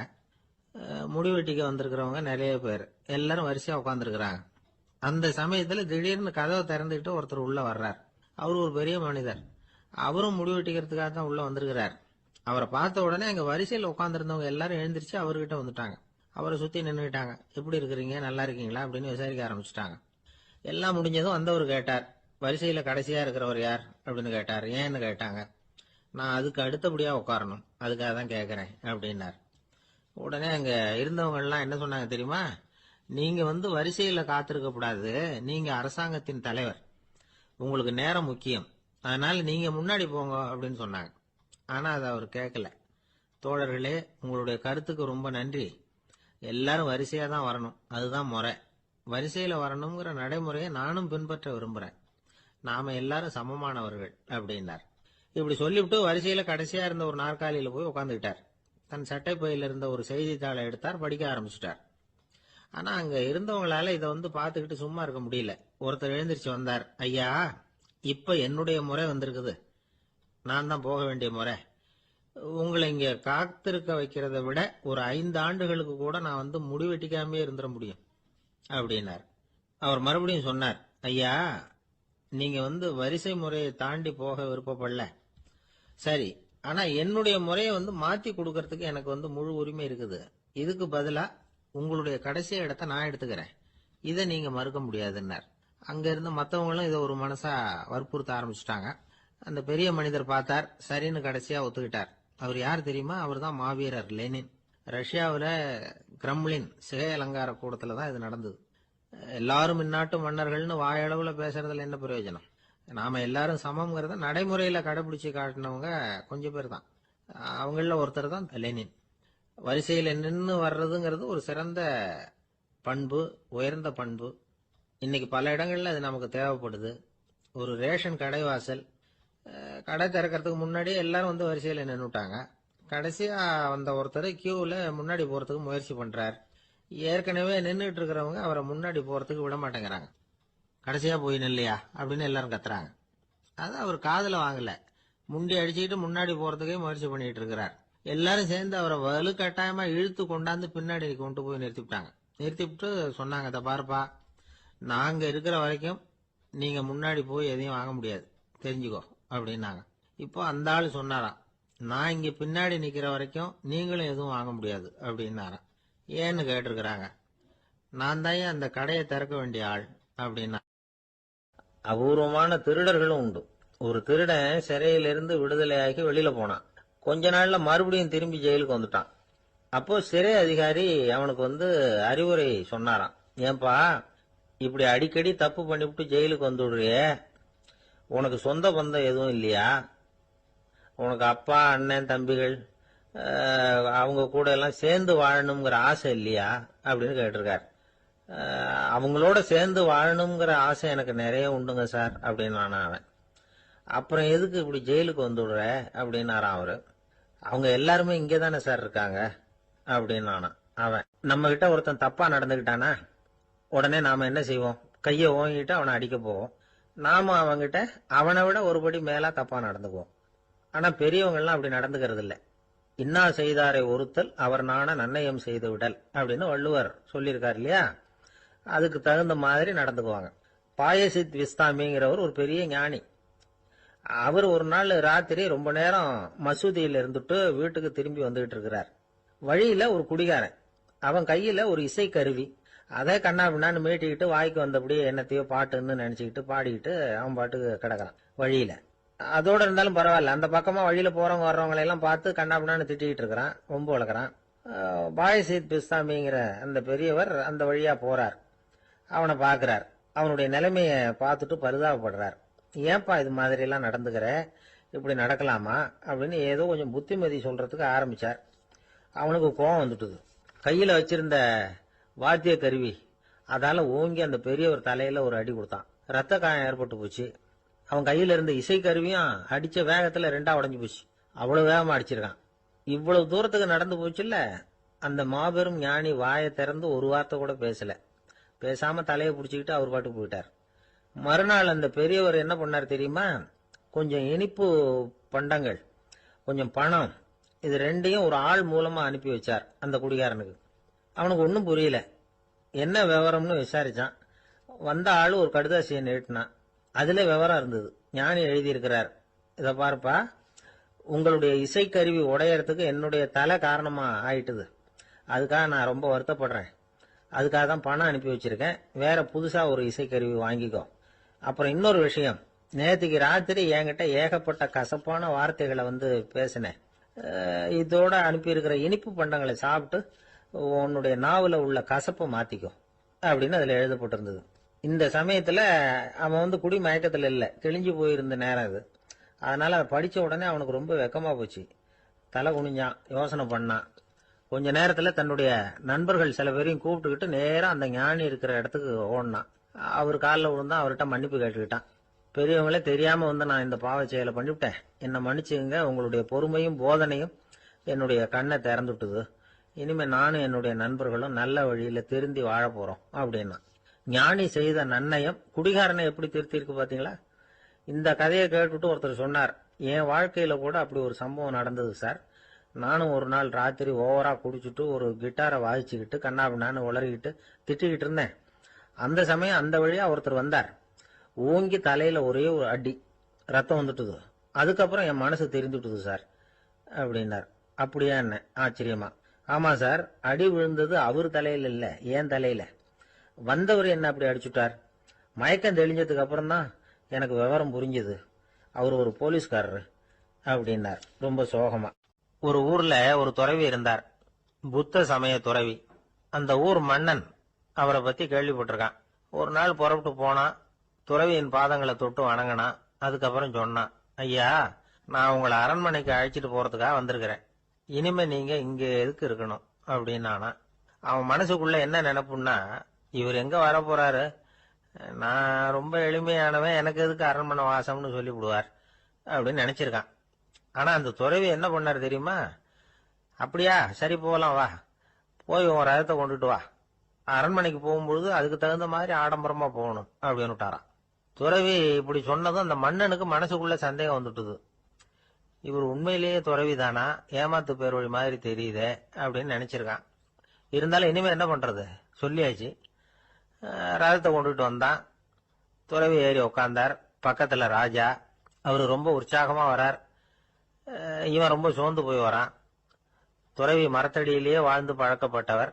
அரண்மனையில எளிமையா ஒரு இடத்துல உட்காந்துக்குவார் அப்படின்னு நினைச்சான். ஆனா அப்படி இல்ல. அரண்மனைக்கு வந்த உடனே அந்த துறவி அதை கொண்டுட்டு வா இதை கொண்டுட்டு வான்னு சொல்லி உத்தரவு போட ஆரம்பிச்சுட்டார். அரண்மனையில இருந்தா அரசனை மாதிரி இருக்கணும் அப்படிங்கிறார். ராத்திரி பூரா சௌரியமா தூங்கினார். பகல்ல அரண்மனை தோட்டத்துல உலாவ வேண்டியது, நீச்சல் குளத்துல குளிக்க வேண்டியது, இப்படியே பொழுது போக்கிட்டு இருக்கிறார். அந்த அரண்மனையில துறவி மகிழ்ச்சியா இருக்கிறார். மன்னனால அப்படி இருக்க முடியல. அவருக்கு எந்த கவலையும் இல்ல, இவனுக்கு அரசாங்க கவலைகள். துறவி அப்படி இருக்கிறத இவனால தாங்கிக்க முடியல. ஒரு நாள் அவர்கிட்டயே போய், நான் உங்ககிட்ட கொஞ்சம் பேசணும் நானா. துறவி பார்த்தார். நான் இந்த அரண்மனைக்கு வரும்பொழுதே நீ என்னமோ என்கிட்ட கேட்கணும்னு நினைச்ச. ஏன் கால தாமதம்? நீ அனாவசியமா உன்னையே தொந்தரவு பண்ணிட்டு இருக்கிற. நீ கவலையா இருக்கேங்கிறது எனக்கு புரியுது. நான் மரத்தடியில இருந்தப்ப கூட என்ன அடிக்கடி சந்திச்சுக்கிட்டு இருப்ப. ஏதாவது விளக்கம் கேட்கறது உண்டு. இங்க வந்த பிறகு என்னை சந்திக்கிறது கூட அபூர்வமா போயிட்டுது. நீ இப்போ என்ன கேட்க போறேங்கிறது எனக்கு தெரியும், இருந்தாலும் கேள் அப்படின்னாராம். வேற ஒண்ணும் இல்லைங்க, இப்ப உங்களுக்கும் எனக்கு என்ன வித்தியாசம்? 2 பேரும் அரண்மனையில தான் இருக்கிறோம். நீங்க மகிழ்ச்சியா இருக்கிறீங்க, நான் அப்படி இருக்க முடியல. இவ்வளவுக்கும் நீங்க முன்னாடி இருந்தது மாதிரி இல்ல. தினமும் தங்க தேர் கேட்கறீங்க, உயர்தரமான ஆடைகள் அணியறீங்க, சுவையான சாப்பாடு. இப்படி இருக்கிறப்போ உங்களுக்கும் எனக்கு என்ன வித்தியாசம்? இதுதான் மன்னனுடைய கேள்வி. இதுக்கு பதில் சொல்றேன், என் கூட புறப்பட்டு வா, இந்த நகரத்துக்கு வெளியில போவோம் அப்படின்னு சொல்லி அரசனை கூப்பிட்டுக்கிட்டு ஊர் எல்லைக்கு சேர்ந்தார் துறவி. அங்க போய் சொன்னார், இத பாருப்பா, இந்த இடத்தை தான் தேடிட்டு இருந்தேன். இனிமே நான் திரும்பி வர போறதில்ல. நீ என்னோட வர்றியா திரும்பி போறியா அப்படின்னார். நான் எப்படிங்க உங்க கூட வர முடியும்? என்னுடைய நாடு, என்னுடைய சொத்துக்கள், மனைவி, மக்கள் எல்லாத்தையும் விட்டுட்டு எப்படிங்க வர்றதுன்னா. இப்ப அந்த துறவி சொன்னார், இப்ப வித்தியாசத்தை தெரிஞ்சுக்கிட்டியா? நான் அரண்மனையில இருந்தேன், எல்லா வித பொருள்களும் உடையவனா இருந்தேன். ஆனா எதையும் சொந்தம் கொண்டாடுறவனா இருக்கல. ஆனா நீ அப்படி இல்ல, எல்லாத்தையும் சொந்தம் கொண்டாடிட்டு இருக்கிற. இதுதான் நமக்குள்ள வித்தியாசம் அப்படின்னு சொன்னார். அரண்மனை ஆடைகளை அப்படியே களைஞ்சார். அரசங்கிட்ட கொடுத்தார். உன்னுடைய ஆடைகளை நீயே வச்சுக்கோன்னார். அவர் பாட்டுக்கு நடந்து போனார். திரும்பியே பார்க்கல. அரசனுக்கு அப்பதான் தன்னுடைய அறியாமை விளங்குச்சான். இதுல இருந்து நாம புரிஞ்சுக்க வேண்டியது என்னன்னா, இந்த உலகத்துல எத்தனையோ பொருள்கள், அதையெல்லாம் முறையா பயன்படுத்தினா மகிழ்ச்சி. அதை விட்டுட்டு அதுக்கெல்லாம் சொந்தம் கொண்டாட ஆரம்பிச்சா கவலை. நம்ம ஆட்கள் சொந்தம் கொண்டாடுற விதமே தனி. ஒரு ஆளு இன்னொருத்தங்கிட்ட ஒரு கொடை கடன் வாங்கியிருந்தான், திருப்பி கொடுக்கல. கொடையை கொடுத்தவன் கேட்டான், என்கிட்ட கடன் வாங்கினிய கொடை, அதை கொஞ்சம் திருப்பி தர்றியான்னா. அது உனக்கு இப்போ அவசரமா தேவைப்படுதா அப்படின்னு கேட்டான் இவன். எனக்கு தேவைப்படல, அந்த கொடையை நான் யாருகிட்ட வாங்கி இருந்தேனோ அவனுக்கு இப்போ அது அவசரமா தேவைப்படுது. வாழ்க்கையில சில சந்தர்ப்பங்கள்ல நாம சில அவமானங்களை சந்திச்சே தீர வேண்டியிருக்கு. என்ன பண்றது, காலம் அப்படி. அவமானப்படுறவங்க உடனே அடங்கி போயிடுறதுதான் உலக வழக்கம். அவமானப்பட்டா உடனே சீறி எழறவங்களும் உண்டு. ஆனா அதையே ஒரு சவாலா எடுத்துக்கிட்டு முன்னுக்கு வர்றவங்களும் சில பேர் இருக்கிறாங்க. அவங்க ரொம்ப அபூர்வம். இன்னைக்கு மனோதத்துவ நிபுணர்கள்லாம் என்ன சொல்றாங்க தெரியுமா? அவமானப்பட்டுட்டா உடனே அடங்கி போயிடக்கூடாதான். அதையே ஒரு சவாலா எடுத்துக்கிட்டு மனசுல ஒரு வைராக்கியத்தோட முயற்சி பண்ணனா வாழ்க்கையில எல்லாரும் முன்னேறலாம். அவமானம்ங்கிறத நாம வைராக்கியமா மாத்திக்கணும். அதுதான் வெற்றிக்கு வழி. ராமர் இந்த பூமியில பிறந்ததே ஒரு வைராக்கியத்தினால தான் சார் அப்படின்னார் ஒருத்தர். எப்படிங்க அது அப்படின்னு கேட்டேன். அவர் சொன்னார், தசரதருக்கு ராமர் குழந்தையா பிறக்கணும், அப்பதான் இங்க இருக்கிற கஷ்டங்கள்லாம் நீங்கும் அப்படின்னு சர்வ லோகமும் எதிர்பார்த்துக்கிட்டு இருக்குது. ஆனா அவர் எப்போ பிறப்பார் அப்படின்னு யாருக்கும் தெரியல. அந்த காரியம் சீக்கிரம் நடக்கணுமே, அதுக்கு என்ன பண்றது? நாரதர் வந்தார் ஒரு நாள் தசரதரை தேடி.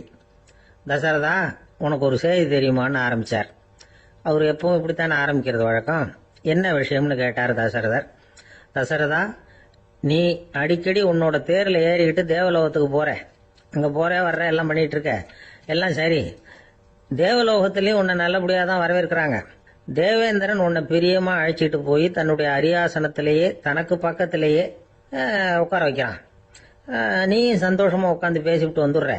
ஆனா நீ இங்க வந்ததுக்கு அப்புறம் அங்க என்ன நடக்குது தெரியுமா உனக்கு அப்படின்னாராம் நாரதர். என்ன நடக்குது எனக்கு ஒன்றும் தெரியலையே அப்படின்னாராம் தசரதர். நாரதர்கிட்ட வந்து கிட்டத்தில் வந்து கேட்டிருக்கார், கொஞ்சம் சொல்லுங்க என்னது அப்படின்னு. அவர் நெருங்கி வந்தாராம் நாரதரும். மெதுவாக அவர் காதோட காதாக சொன்னாராம். அதாவது நம்ம பாஷையில் சொல்லப்போனால் பற்ற வைக்கிறார். நீ அங்கே தேவேந்திரங்கிட்ட உட்காந்து பேசிவிட்டு வந்த பிறகு நீ அங்கே உட்காந்துருந்த அரியாசனத்தை தண்ணி ஊற்றி கழுவி சுத்தப்படுத்துகிறாங்க. நீ என்ன அந்த அளவுக்கு சுத்தம் இல்லாத ஆளா, தினம் குளிக்காமையா இருக்கிற அப்படின்னாராம். தசரதருக்கு இது ரொம்ப அவமானமாக போயிட்டுது. அப்படியே செய்கிறாங்க அப்படின்னாராம். ஆமாம், நீ வேணும்னா நான் சொல்கிறது உண்மையா இல்லையா அப்படின்னு சோதனை பண்ணி பார்த்துக்கோ அப்படின்னாராம் நாரதர். உடனே தசரதர் இதுக்காகவே புறப்பட்டு தேவலோகம் போனார். அங்கே வழக்கம் போலவே இவரை கூப்பிட்டு உட்கார வச்சு பேசிக்கிட்டு இருந்தான் தேவேந்திரன். கொஞ்ச நேரம் பேசிக்கிட்டு இருந்துட்டு சரி நான் கிளம்புறேன்னு புறப்பட்டார். சரி, அவனும் வாசல் வரைக்கும் வந்து வழி அனுப்பி வச்சுட்டு உள்ளே போயிட்டான். தசரதர் வெளியில் கொஞ்ச நேரம் மறைஞ்சி இருந்துட்டு மெதுவாக உள்ளே எட்டி பார்த்தார் என்ன நடக்குதுன்னு. நாரதர் சொன்னது உண்மைதான். தசரதர் உட்கார்ந்திருந்த ஆசனத்தை அங்கே 2 தேவர்கள் கழுவி சுத்தப்படுத்திக்கிட்டு இருக்கிறாங்க. தசரதரால் இதை தாங்கிக்க முடியல. அவருக்கு ரொம்ப அவமானமாக போச்சு. நேராக கிடுகிடுன்னு தேவேந்திரங்கிட்டே போனார். நான் உட்கார்ந்திருந்த இருக்கையை சுத்தம் பண்ணுறியே, நான் என்ன அந்த அளவுக்கு பாவியா அப்படின்னு கேட்டார். ரொம்ப கோபமாக கேட்டார். தசரதரே, மனுஷனுக்கு 3 கடன்கள் உண்டு. தேவ கடன், ரிஷி கடன், பித்ரு கடன். இதை தீர்க்காதவன் பாவியாகிறான். இதில் மகனை பெறுவதால் தான் பித்ரு கடன் தீரும். உனக்கு மகன் கிடையாது, அதனால நீ பாவியாகிற. பாவி உட்கார்ந்திருந்த இடம்ங்கிறதுனால அதை சுத்தம் செய்ய வேண்டியது எங்கள் கடமை அப்படின்னு நானும் தேவேந்திரன். இந்த இடத்துல தசரதருக்கு ஏற்பட்ட அவமானம் ஒரு வைராக்கியமாக மாறிச்சு. தேவேந்திரனே கேட்டுக்கோ, ஒரு மகனை பெற்ற பிறகுதான் இந்த சபையில மறுபடியும் அடி எடுத்து வைப்பேன் அப்படின்னு சொல்லிவிட்டு போயிட்டாராம். போய் புத்திர காமேஷ் யாகம் பண்ணார். புத்திரர்கள் பிறந்தார்கள்.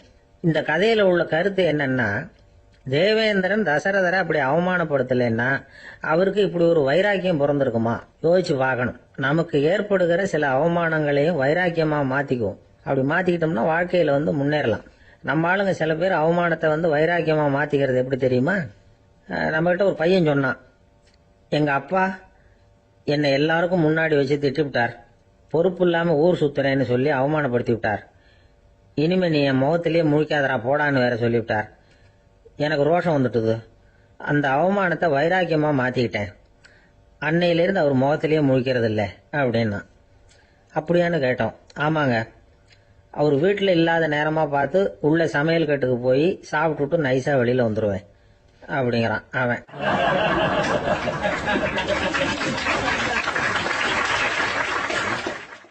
ஜவஹர்லால் நேரு பிரதமராக இருந்த சமயம் அவர் ஒரு தடவை சென்னைக்கு வந்திருக்கிறார். இங்கே சில முக்கிய நிகழ்ச்சிகளில் கலந்துக்கிறதுக்காக வந்திருந்தார். ஆளுநர் மாளிகையில் ஒரு நாள் ராத்திரி தங்கி மறுநாள் புதுடெல்லி புறப்படுறதாக ஏற்பாடு. நிகழ்ச்சியிலெல்லாம் முடிச்சுக்கிட்டு ஆளுநர் மாளிகையில் தங்கி இருக்கிறார். அன்றைக்கு இரவு படிக்கிறதுக்கு ஒரு முக்கியமான புத்தகம் அவருக்கு தேவைப்பட்டது.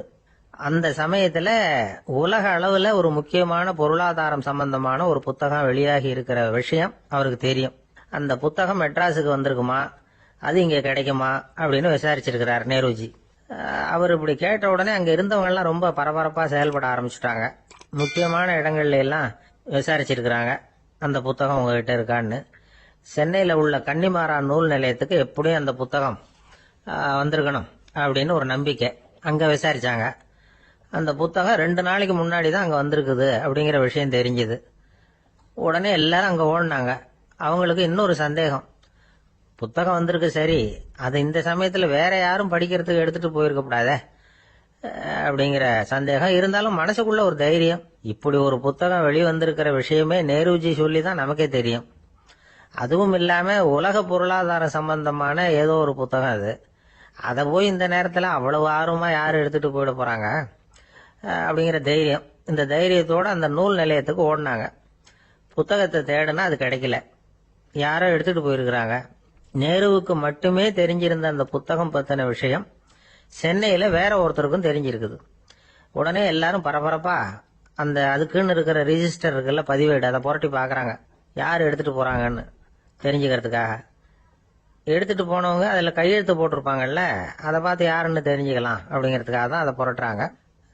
அதோ அந்த புத்தகத்தோட பேரு பக்கத்துல அதை எடுத்துக்கிட்டு போனவங்க கையெழுத்து உத்து பாக்குறாங்க எல்லாரும். அதுல போட்டிருக்குது பேரு CN அண்ணாதுரை அப்படின்னு எழுதியிருந்தது. அவரு தான் பேரறிஞர் அண்ணா.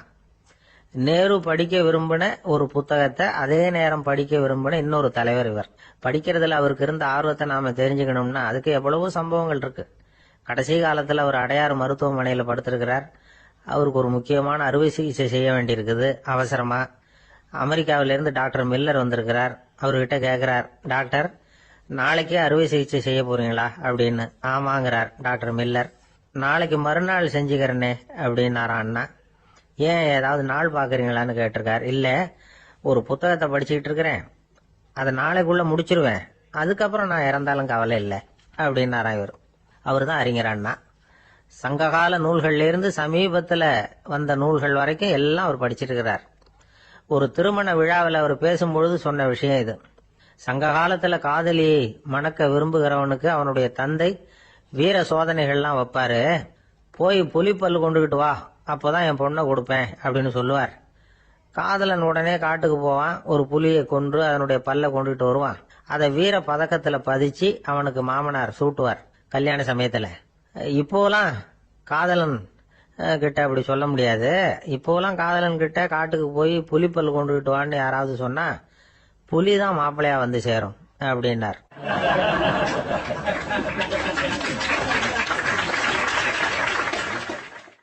ஒரு கடைக்கு போனேன், 5 ரூபா பணத்தை எடுத்து கொடுத்தேன்.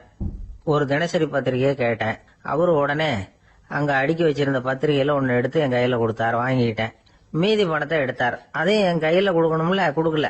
எதிரில் இருந்த பலகையில வச்சு எடுத்துக்க சொன்னார். எப்பவும் அவர் அப்படிதான் பண்ணுவாரு. நானும் எடுத்துக்கிட்டு வந்துருவேன்.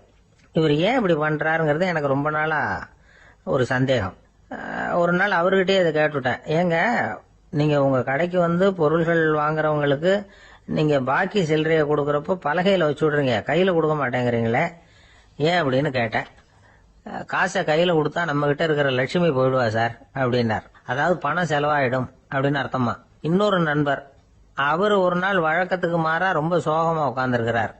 ஏங்க என்ன ஆச்சு, ஏன் இப்படி கப்பலே கவிழ்ந்தது மாதிரி உட்காந்துருக்கிறீங்க அப்படின்னு கேட்டேன். கப்பலே கவிழ்ந்திருந்தா கூட நான் இப்படி கவலைப்பட மாட்டேன் சார், வேற ஒண்ணு நடந்து போச்சுன்னார். என்னன்னு கேட்டேன். என் உச்சந்தலையில பல்லி ஒண்ணு விழுந்துட்டுதுன்னார். அதுக்காகவா இப்படி அப்படின்னு ஆச்சரியப்பட்டேன். ஆமாங்க, பல்லி உச்சந்தலையில விழுந்தா பலன் என்னன்னு பஞ்சாங்கத்துல பார்த்தேன், மரணம்னு போட்டிருக்கு அப்படின்னு சொல்லிவிட்டு அவர் தொடர்ந்து கவலைப்பட ஆரம்பிச்சிட்டார். இப்படியும் ஒருத்தர், என் கூட வேலை பார்க்குற ஒருத்தர் எப்படி தெரியுமா, தினமும் வலது காலை வச்சுதான் ஆபீஸுக்கு உள்ள நுழைவார். என்னைக்காவது தவறுதலா இடது காலை வச்சு உள்ள வந்துட்டாருன்னா அன்னைக்கு பூரா மனசு சங்கடப்படுவார். எந்த வேலையும் சரியா ஓடாது. கேரம் போர்டு ஆடுற ஒருத்தர் எப்ப ஆட உட்கார்ந்தாலும் ஸ்ட்ரைக்கரை கை தவறி கீழே விழற மாதிரி பண்ணி அதுக்கப்புறம் அதை எடுத்துக்கிட்டு ஆட உட்காருவார். ஏன்னா எப்போ ஒரு தடவை நிஜமாவே அது கை தவறி கீழே விழுந்திருக்குது. அன்னைக்கு பிரமாதமா ஜெயிச்சுட்டார். உடனே ஒரு முடிவுக்கு வந்துட்டார், கை தவறுனா லாபம் அப்படின்னு. அதுக்கப்புறம் அதையே பழக்கமாக்கிக்கிட்டார். பூனை குறுக்க போனா சகுனம் சரியில்லைன்னு நினைக்கிறவங்க உண்டு. ஆனா ஒருத்தர் எப்படி தெரியுமா, அவர் வெளியில கிளம்புற சமயம் பக்கத்து வீட்டு ரேடியோவில் மியாவ் மியாவ் பூனை குட்டின்னு பாட்டு சத்தம் கேட்டா கூட போதும், சகனம் சரியில்லைன்னு பிரயாணத்தை கேன்சல் பண்ணிவிடுவார். இப்ப இவ்வளவு எதுக்கு சொல்றோம்னா, அளவுக்கு மீறின சகுன நம்பிக்கைகள் இருக்கு பாருங்க, இதோட பயமும் சேர்ந்துகிட்டதுன்னு வச்சுக்கோங்க, இது ஒருத்தருடைய மனநிலையை பாதிச்சிடும். இது உளவியல் நிபுணர்கள் சொல்ற கருத்து. வாழ்க்கையே தடுமாற வச்சிரும். பாதுகாப்பு இல்லாத உணர்வு, ஒரு விதமான டிப்ரெஷன் மனநிலை, இதெல்லாம் தான் இதுக்கு காரணமா அமையலாம். சில பேர் காய்கறி நறுக்க கத்திய கையில் எடுத்தா கூட நேரம் சரியா இருக்கா அப்படின்னு பார்த்துட்டு தான் வேலையை ஆரம்பிக்கிறது வழக்கம். அறிவு தான் மனசுக்கு வாத்தியாரா இருக்கணும், அப்பதான் வாழ்க்கை நிம்மதியா இருக்கும். அறிவு மனசு சொல்றபடியெல்லாம் கேட்க ஆரம்பிச்சுட்டுதுன்னா இடைஞ்சல் தான். ஒருத்தருக்கு 7ஆம் நம்பர் தான் ராசியான நம்பராம். 7ஆம் தேதி தான் எந்த காரியத்தையும் ஆரம்பிப்பாராம். 7 எழுத்து வர்றது மாதிரி பேரை மாத்தி வச்சுக்கிட்டார். 7 மணிக்கு தான் தினமும் எழுந்திருப்பார். 7ஆம் நம்பர் வீட்டுல தான் குடியிருக்கார். கல்யாணம் கூட 7ஆம் தேதி தான் பண்ணிக்கிட்டார். அவர் ஒரு நாள் குதிரை பந்தயத்துக்கு போனாராம். குதிரையோட பேரையெல்லாம் பார்த்தார். ஒரு குதிரையோட பேர் 7 எழுத்துல அமைஞ்சிருந்தது. 7 தானே இவருக்கு அதிர்ஷ்ட நம்பர். அதனால உடனே அது பேர்ல பணத்தை கட்டினார். பந்தயம் நடந்தது. என்ன சார் ஆச்சுன்னு கேட்டாங்க. நான் பணம் கட்டின அந்த என்னோட குதிரை 7ஆவதா சேர்ந்தது சார் அப்படின்னாராம் சோகமா.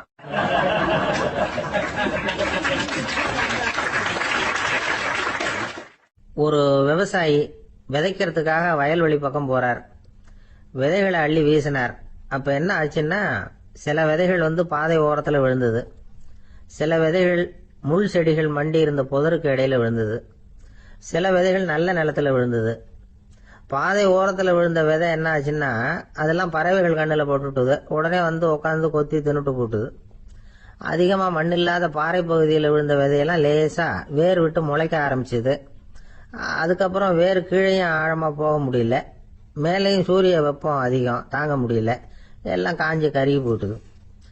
புதர் பகுதியில் சில விதைகள் விழுந்தது இல்லையா, முள் செடிகள் காடா மண்டி போயிருந்தது. அதனால முளைச்சி வர்ற செடிக்கு நெருக்கடி அதிகமா போட்டுது, சரியா வளர முடியல, விளைச்சலும் சரியா இல்ல. நல்ல நிலத்துல விழுந்த விதைகள் மட்டும் நல்லா முளைச்சது, நல்லா வளர்ந்தது, விளைச்சலும் பிரமாதமா இருந்தது. இந்த கதையை சொல்லிவிட்டு கேட்க செவியுள்ளோர் கேட்கட்டும் அப்படிங்கிறார் இயேசு பெருமான். ஆமா, இயேசு கடலில் நின்ற படகு ஒண்ணுல உட்கார்ந்துருக்கிறார். கடற்கரையில ஏராளமான மக்கள் உட்கார்ந்துருக்கிறாங்க. அந்த சமயத்துல தான் இயேசு ஓமைகள் மூலமா மக்களுக்கு பல உண்மைகளை சொல்லிட்டு இருக்கிறார். மக்கள் அந்த கதையை கேட்டுட்டு ஒன்னும் புரியாம முழிக்கிறாங்க.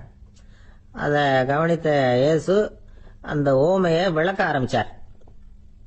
இதுல அந்த விதைக்கிறவர் தான் இறைவன். அவருடைய வார்த்தைகளை விதைக்கிறார். அந்த வார்த்தைகளை கேட்கிற மக்கள் அந்த விழுந்த விதைகள் மாதிரி 4 வகையானவர்கள். சில பேர் பாதை ஓரத்தில் விழுந்த விதைகள் மாதிரி. இறைவன் வார்த்தைகளை அவங்க கேட்கறாங்க, ஆனா தீய எண்ணங்கள் செய்கைகள் மூலமா விதைக்கப்பட்ட வார்த்தைகள் அழிஞ்சு போடுது. இறைவன் வார்த்தைகளை கேட்ட உடனே மகிழ்ந்து போய் உடனே சில பேர் அதை ஏத்துக்கிறாங்க. இவங்கெல்லாம் அந்த பாறை பகுதியில் விழுந்த விதைகள் மாதிரி. அதனால இவங்கெல்லாம் வேறு இல்லாதவங்க, கொஞ்ச காலத்துக்கு இறை வார்த்தைகளுக்கு கீழ்ப்படிந்து நடப்பாங்க. அதனால ஏதாவது இடைஞ்சல் ஏற்பட்டா உடனே தடுமாறுவாங்க, தங்கள்கிட்ட இருக்கிற நல்ல பண்புகளை விட்டுட்டு பாவ வழிகளுக்கு போயிடுவாங்க. முள் செடிகளுக்கு இடையில விழுந்த விதைகள் மாதிரி உள்ளவங்க யாருன்னா, இவங்களுக்கு உலக கவலை உண்டு, செல்வத்தின் மீது மயக்கம் உடையவர்கள், உலக ஆசைகள் இவங்களுக்குள்ள பூந்துடுறதுனால அங்க இருக்கிற நல்ல பண்புகள் மறைஞ்சு போயிடுது. அதனால அவங்களும் உபயோகம் இல்லாதவங்களா ஆயிடுறாங்க. நல்ல மனிதர்கள் நல்ல நிலத்துல விழுந்த விதைகளுக்கு ஒப்பானவர்கள். இவங்க இறை வார்த்தையை கேட்கறாங்க, அதை ஏத்துக்கிறாங்க, அவங்களும் நல்லபடியா வாழறாங்க, அடுத்தவங்களுக்கும் உபயோகமா இருப்பாங்க. இதுதான் இயேசு சொன்ன விளக்கம். நல்ல வார்த்தைகளை கேளுங்கள், நல்ல வார்த்தைகளை ஏற்றுக்கொள்ளுங்கள், அடுத்தவங்களுக்கு உபயோகமா இருங்க. இதுதான் பெரியவங்கள்லாம் நமக்கு சொல்லுகிற உபதேசம். ஒரு அப்பா தன்னுடைய மகனுக்கு உபதேசம் பண்ணார். இத பாருப்பா, நல்ல வார்த்தைகளை கேட்கணும், எப்போதுமே மகன் அப்பா பேச்ச கேட்கறது நல்லது அப்படின்னாராம். நீ ஏதாவது ஒரு தப்பு பண்ணா என் தலையில ஒரு முடி நரைச்சி வெள்ளையா போடும்பா, நீ செய்யற ஒவ்வொரு தப்புக்கும் என் தலையில ஒவ்வொரு முடி வெள்ளையாயிடும் அப்படின்னாராம். பையன் யோசிச்சான், அப்பா இப்பதான் எனக்கு புரியுது, தாத்தாவோட தலைமுடி பூராவும் வெள்ளையா இருக்கிறதுக்கு என்ன காரணம்ங்கிறது எனக்கு இப்பதான் புரியுது அப்படின்னானா.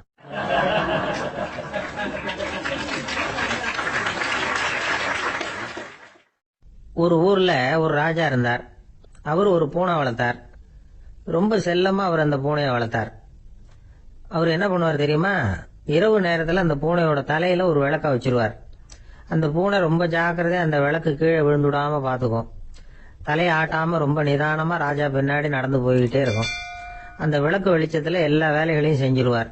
கையில ஒரு விளக்க தனியா எடுத்துட்டு போக வேண்டிய அவசியமே இல்லை. விளக்க தூக்கிட்டு போற வேலையை அந்த பூனை பாத்துக்கும். அதனால ராஜாவுக்கு அந்த பூனை மேல ரொம்ப பிரியம். மந்திரிகளை எல்லாம் கூப்பிட்டு அவங்க கிட்ட சொல்லுவார், பாத்தீங்களா இந்த பூனை எவ்வளவு விசுவாசமா நடக்குது, என் பேர்ல எவ்வளவு மரியாதை பாத்தீங்களா அதுக்கு அப்படிம்பார். இதை கேட்டுட்டு அங்கிருந்த அமைச்சர்கள் ஒருத்தர் சொன்னார், மன்னா நீங்க சொல்றது சரிதான், இருந்தாலும் இந்த பூனையோட விசுவாசத்தை நாம கொஞ்சம் சோதிச்சு பார்க்க வேண்டியிருக்கு அப்படின்னாராம். சரி, உங்க ஆசையை ஏன் கெடுக்கணும், நல்லா சோதிச்சு பாருங்க அப்படின்னு சொல்லிவிட்டார் ராஜா. உடனே அந்த அமைச்சர் என்ன பண்ணார் தெரியுமா, எங்கேயோ புறப்பட்டு போனார். ஒரு 5-6 எலிகளை பிடிச்சிட்டு வந்தார். அரண்மனையில் ராஜா ஏதோ வேலை பார்த்துக்கிட்டு இருக்கிறாரு. பக்கத்துல அந்த பூனை ரொம்ப பணிவா நின்றுகிட்டு இருக்குது. அது தலையில விளக்கு எரிஞ்சுக்கிட்டு இருக்கு. அமைச்சர் தான் பிடிச்சிட்டு வந்த எலிகளை அந்த பூனை பார்வையில படுறது மாதிரி எதிரில் விட்டார். அந்த எலிகள்லாம் அங்கேயும் இங்கேயும் ஓட ஆரம்பிச்சுது. அதை பார்த்தது பூனை, அவ்வளவுதான்.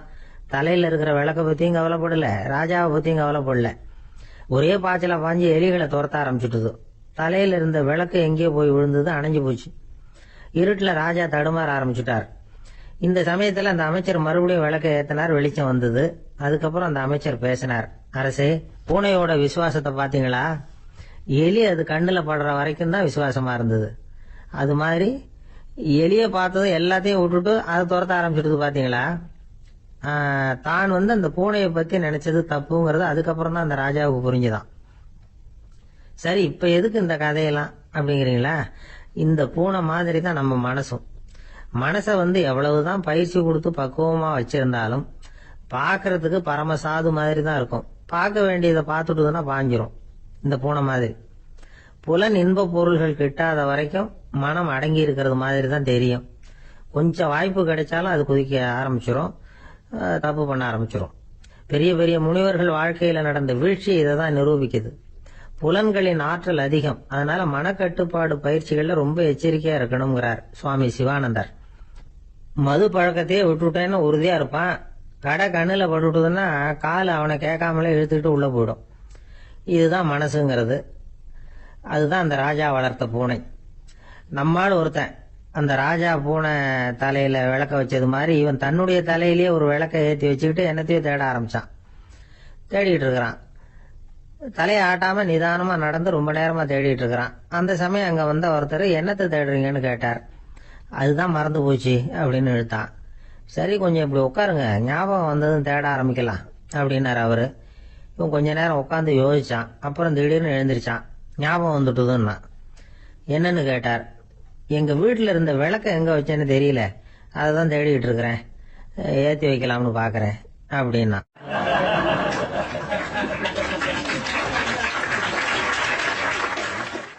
ஒரு ராஜா இருந்தார். நாடு பூராவும் நிறைய மரங்களை நட்டு வளர்க்கணுங்கிறது அவரோட ஆசை. தானே அதுக்கு முன்மாதிரியா இருக்கணும்னு நினைச்சார். அரண்மனையை சுத்தி மரங்களை நட்டு வளர்த்தார். இத பார்த்துட்டு ஜனங்களும் அவங்கவுங்க வீட்டை சுத்தி மரக்கன்றுகளை நட்டு வளர்த்தாங்க. கொஞ்ச காலத்துல ஊரு பூரா பசுமையா மாறிச்சு. எல்லாருக்கும் சந்தோஷமா இருந்தது. இது ஒரு பக்கம் இருக்கட்டும். இப்ப நான் சொல்ல போற கதை வேற. அதாவது, அந்த ராஜா ஒரு நாள் தன்னுடைய அரண்மனைய சுத்தி இருக்கிற விதவிதமான மரங்களை எல்லாம் போய் பார்த்தார். எப்படி இருக்கிறீங்க அப்படின்னு ஒவ்வொரு மரத்துக்கிட்டையும் விசாரிச்சாராம். எந்த மரமும் சந்தோஷமா இருக்கிறதா தெரியல. அதுக்கும் மனசுல ஒரு குறை. முதல்ல ஆலமரத்துக்கிட்ட போனார். அது சொல்லிச்சு, மண்ணா, நான் நல்லா பெருசா வளர்ந்துருக்கிறேன், அடர்த்தியா இருக்கிறேன், கிளையெல்லாம் 4 பக்கமும் நல்லா படர்ந்துதான் இருக்குது, இருந்தாலும் எந்த பிரயோஜனமும் இருக்கிறதா தெரியல எனக்கு. என்னுடைய பழம்லாம் ரொம்ப சின்னதா இருக்குது, என் கண்ணுக்கு சரியா புறப்பட மாட்டேங்குது. நான் இருக்கிற சைஸுக்கு என்னுடைய கிளையில இருக்கிற பழம்லாம் எவ்வளவு பெருசா இருக்கணும், அது இத்தினூண்டு இருக்கிறது எனக்கு பெரிய அவமானமா இருக்கு. இப்படி இங்க நின்றுகிட்டு இருக்கிறதே ரொம்ப கூச்சமா இருக்கு. ஒரு நல்ல புயல் வந்ததுன்னா பேசாம சாஞ்சு விடலாமான்னு பாக்குறேன் அப்படின்னு புலம்புது ஆலமரம். சரி, இருக்கட்டும்னு நினைச்சுக்கிட்டு ராஜா அடுத்தபடியா ஒரு அத்தி மரத்துக்கிட்ட போனார். அதுவும் புலம்ப ஆரம்பிச்சுட்டுது. நான் கூட பெரிய மரம் தான், இல்ல இலையெல்லாம் அழகா தான் இருக்குது, பழம் அழகா இருக்குது, இருந்தாலும் உள்ள விஷயம் இல்லையே. அத்தி பழத்தை புட்டு பார்த்தா அத்தனையும் சொத்த அப்படின்னு பழமொழியே உண்டாயிட்டுத.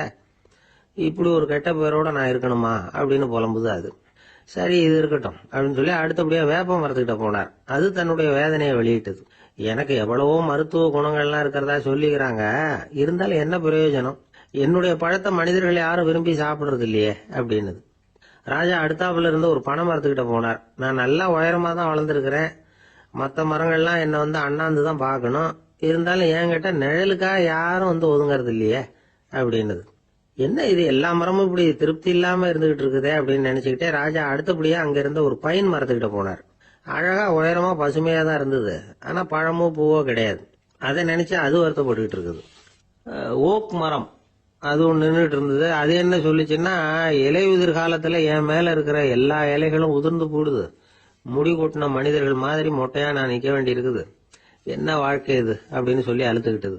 சரி, புளிய மரம் என்ன சொல்லுது பாப்போம்னு அதுகிட்ட போனா, என்னுடைய நிழல்ல யாருமே தங்க மாட்டாங்க, உடம்புக்கு சூடுன்னு ஒதுங்கி போயிடுவாங்க, அடிமரத்தை பாத்தீங்கன்னா பட்டையெல்லாம் உறிஞ்சி பாக்குறதுக்கே கேவலமா இருப்பேன் அப்படின்னுது அது.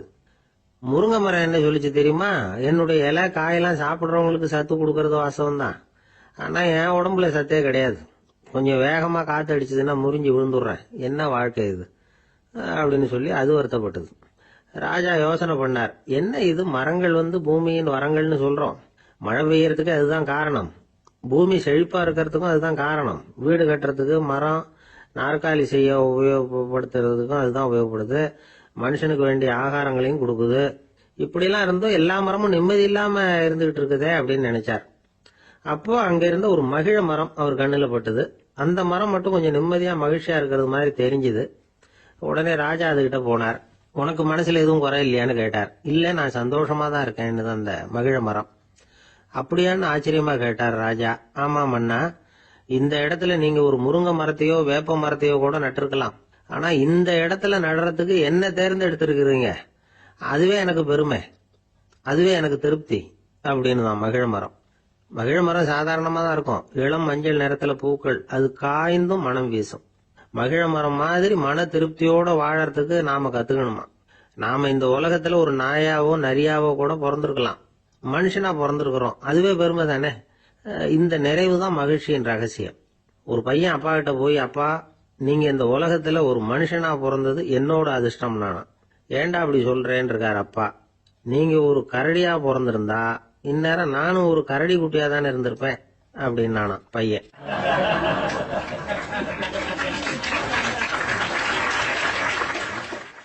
இந்த உலகத்துல நாம நல்லபடியா இருக்கணும்னா அதுக்கு முக்கியமா தேவைப்படுறது ரெண்டு.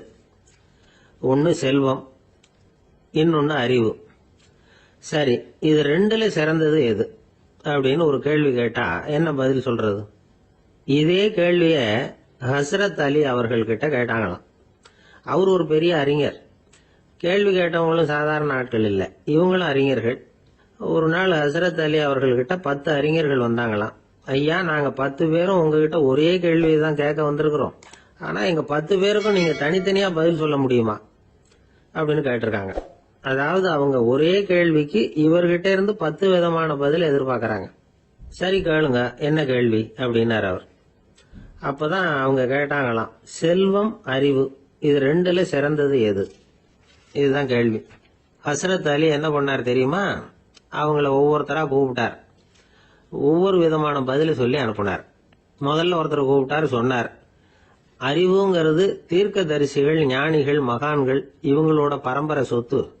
ஆனா செல்வம்ங்கிறது கொடுங்கோலரின் ஆயுதம், அதனால அறிவு தான் சிறந்தது அப்படின்னார். 2வது ஆளை கூப்பிட்டார். உங்ககிட்ட செல்வம் இருந்தா நீங்க தான் அதை காப்பாற்றணும், ஆனா அறிவு உங்களை எப்பவும் காப்பாற்றும், ஆகவே அறிவு தான் சிறந்தது அப்படின்னார். 3வது ஆளை கூப்பிட்டார். செல்வந்தனுக்கு எப்போதும் விரோதிகள் அதிகம், ஆனா அறிஞனுக்கு நண்பர்கள் அதிகம், அதனால அறிவு தான் சிறந்ததுன்னார். அடுத்தவரை கூப்பிட்டார். செல்வம் அடுத்தவங்களுக்கு கொடுக்க கொடுக்க குறையும், ஆனா கல்விங்கிறது அதிகரிச்சுக்கிட்டே வரும், கொடுக்கறதுனால குறையாது, அதனால அறிவு தான் சிறந்ததுன்னார். இன்னொருத்தரை கூப்பிட்டார். அறிவுள்ளவன் எப்பவும் அதை அடுத்தவங்களுக்கு வாரி வழங்கிக்கிட்டே இருப்பான், அதனால அவங்ககிட்ட தாராளத்தன்மை இருக்கும், ஆனா செல்வந்தன் கிட்ட கஞ்சத்தனம் தான் இருக்கும், அதனால அறிவு தான் சிறந்ததுன்னார்.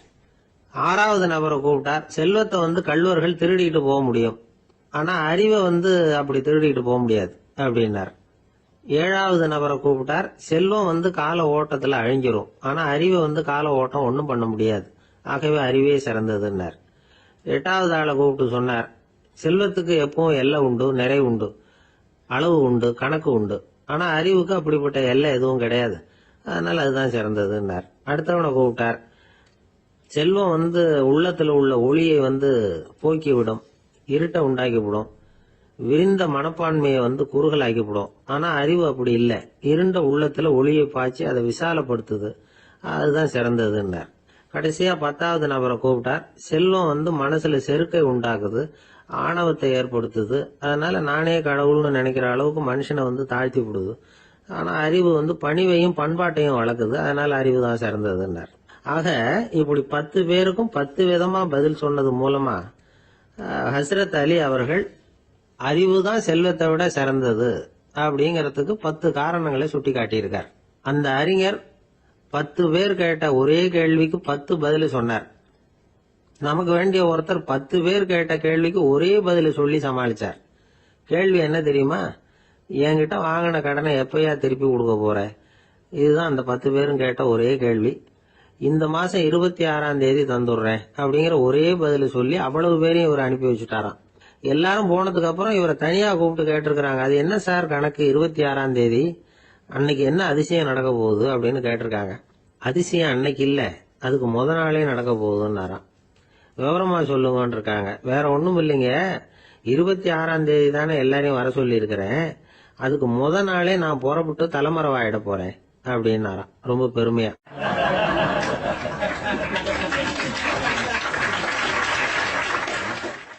துருக்மேனியாவில் அஷ்காபாத் அப்படின்னு ஒரு நகரத்துல ஒரு புவியியல் விஞ்ஞானி இருந்தார். அவரு ஒரு நாய்க்குட்டி வளர்த்தார்.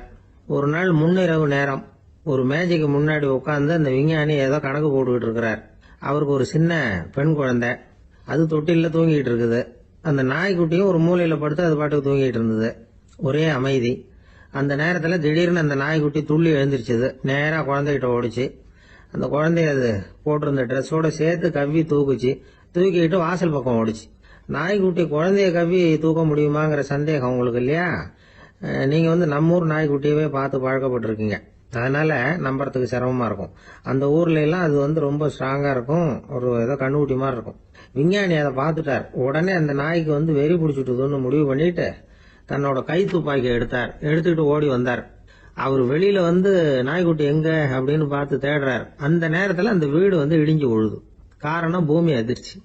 இப்படி பூமி அதிர்ச்சி உண்டாக போகுதுங்கிறது அந்த நாய்க்குட்டிக்கு முன்னாடியே தெரிஞ்சு போச்சு.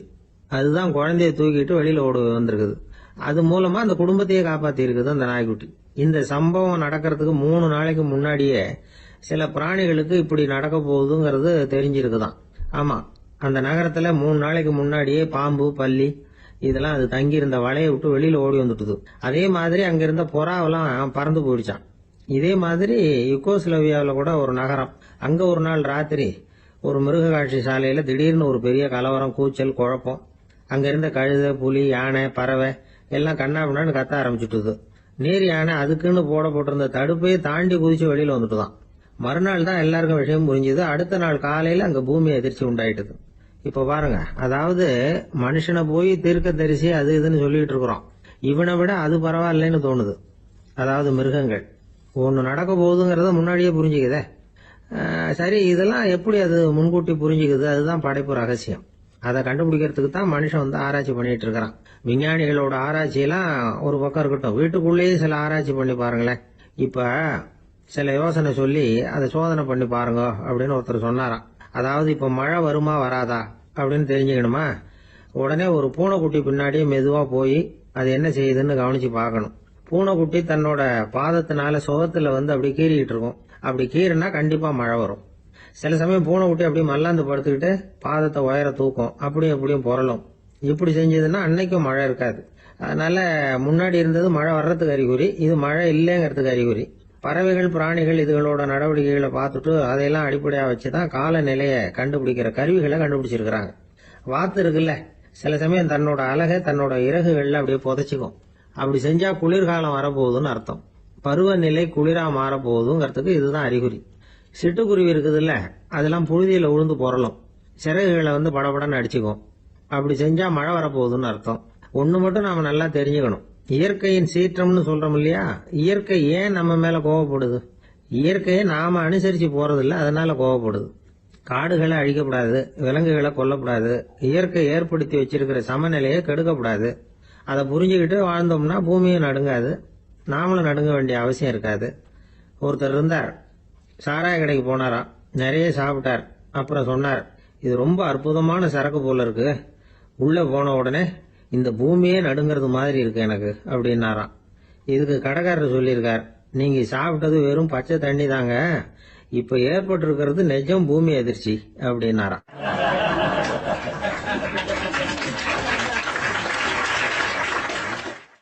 ஒரு ஊர்ல ஒரு ராஜா இருந்தார்.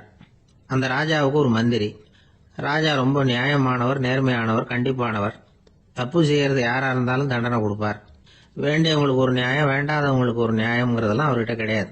ஒரு சமயம் அரசவையில அந்த அமைச்சரே விதிமுறைகளுக்கு புறம்பா ஏதோ நடந்துகிட்டு இருக்கார். மன்னருக்கு கோபம் வந்துட்டுது. உடனே அந்த அமைச்சரை கிட்டத்துல கூப்பிட்டு அவர் கன்னத்துல ஓங்கி ஒரு அறை கொடுத்துட்டாராம். உடனே அந்த அமைச்சர் என்ன பண்ணார் தெரியுமா, நேரா போனார். அங்க நின்றுகிட்டு இருந்த இன்னொருத்தர் கன்னத்துல ஓங்கி அரைஞ்சார். அறை வாங்கினவர் திகைச்சு போயிட்டார். இவர் ஏன் நம்மள அரைகிறார் அப்படின்னு யோசனை பண்ணார். மன்னரும் திகைச்சு போயிட்டார். நாம இவரை அரைஞ்சா அதுக்காக இவரு போய் இன்னொருத்தர் அரையணுமா அப்படின்னு யோசனை பண்ணார். அவர் இவருக்கு என்ன பைத்தியமானு கூட நினைக்க ஆரம்பிச்சுட்டார். ஆனா என்ன ஆச்சுன்னா, அப்புறம் அமைச்சர் அவர் கவனிச்சுக்கிட்டு இருந்தாரா, அவர் இன்னொருத்தர் அரைஞ்சார் இல்லையா, அந்த அறை வாங்கின ஆசாமியை பார்த்து கத்திக்கிட்டு இருந்தார். யாரு? அமைச்சர். ஏன்பா என்கிட்ட அறைய வாங்கிட்டு இப்படி விவரம் இல்லாம நின்றுட்டு இருக்கிறிய, நான் உனக்கு கொடுத்ததை நீ வேற யாருகிட்டயாவது கொடுத்துரு அப்படின்னார். உடனே அந்த ஆள் பார்த்தான், தனக்கு அடுத்தபடியா நின்றுகிட்டு இருந்தவன ஓங்கி ஒரு அரை அரைஞ்சான். அவன் கண்ணத்தை தடவிட்டே யோசனை பண்ணான். இது ஏதோ புரிஞ்சுக்கிட்ட மாதிரி அடுத்தாப்புல நின்றுகிட்டு இருந்தவன அரைஞ்சான். இப்படி இந்த அறை மாறி மாறி போய்கிட்டே இருக்குது. ஊரு பூரா பிரயாணம் பண்ண ஆரம்பிச்சுட்டுது. அன்னைக்கு ராத்திரி அந்த ராஜா படுக்கிறதுக்காக போனார். அந்த நேரம் பார்த்து அவர் கண்ணத்துல பலார்னு ஒரு அறை விழுந்தது. நம்மளே அறையிறது யாரு அப்படின்னு அதிர்ச்சியோட மன்னர் திரும்பி பாக்குறாரு. அரைஞ்சது அவரோட மனைவி. என்னாச்சு உனக்குன்னு கத்துனார் ராஜா. உங்களுக்கு தெரியாதா, ஊர் பூரா ஒருத்தர் மாத்தி ஒருத்தர் மூலமா இந்த அறை பிரயாணம் பண்ணிட்டு வருது அப்படின்னாங்க அந்த அம்மா.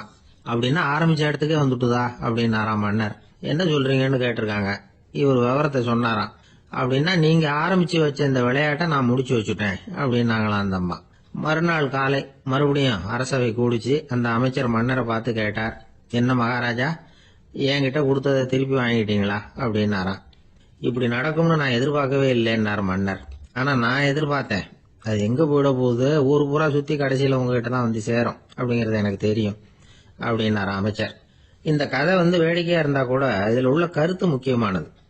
இந்த உலகத்துல பல கருத்துக்கள் இப்படிதான் மாறி மாறி சுத்தி வந்துகிட்டே இருக்குது. நம்மால் ஒருத்தன் தன்னுடைய நண்பன் ஒருத்தனை கடத்தெருவில் பார்த்தான். உடனே ஓடி போய் பலார்னு ஒரு அறை கொடுத்தானா. அவன் கண்ணத்தை தடவிட்டு ஏன்டா என்ன அரைஞ்சேன்னு கேட்டிருக்கான். நீ ஏன்டா என்ன முட்டாள்னு என் மனைவிட்ட போய் சொன்னேன் அப்படின்னு இருக்கான் அவன். உன்னை ஒரு முட்டாள்னு சொன்னதுக்காகவா நீ என்ன அரைஞ்ச அப்படின்னு கேட்டிருக்கான் இவன். டேய், நான் அதுக்காக அறையலப்பா, அது ஒரு பெரிய ரகசியம். நான் முட்டாளுங்கிறது அந்த ரகசியத்தை நீ ஏன் எங்க வீட்டுல போய் சொன்னேன், அதுக்காக தான் அரைஞ்சேன் அப்படின்னு நானும் அவன்.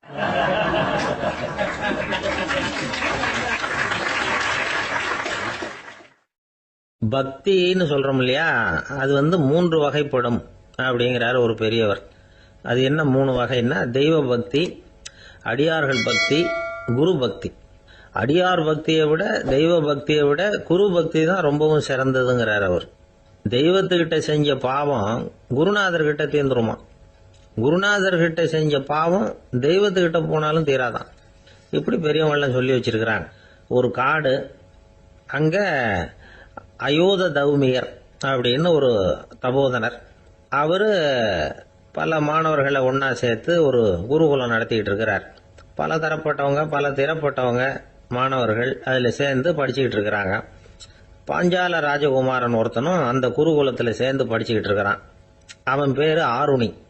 பெரிய இடத்து புள்ள, இருந்தாலும் படுப்புல ரொம்ப கெட்டிக்காரனா இருந்தான். அவன் தான் அங்க முதல் மாணவன். ஒரு நாள் குருநாதர் அந்த அரசகுமாரனை கூப்பிட்டார். நம்ம குருகுலத்துக்கு சொந்தமான வயல்ல தண்ணீர் பெருகி வெள்ளம் பயிரை அழிக்குதான், அதனால நீ போய் மடையை அடைச்சிட்டு வந்துரு அப்படின்னார். அந்த அரசகுமாரன் உடனே புறப்பட்டான். குருநாதர் சொல்லிட்டார்ல, உடனே புறப்பட்டான்.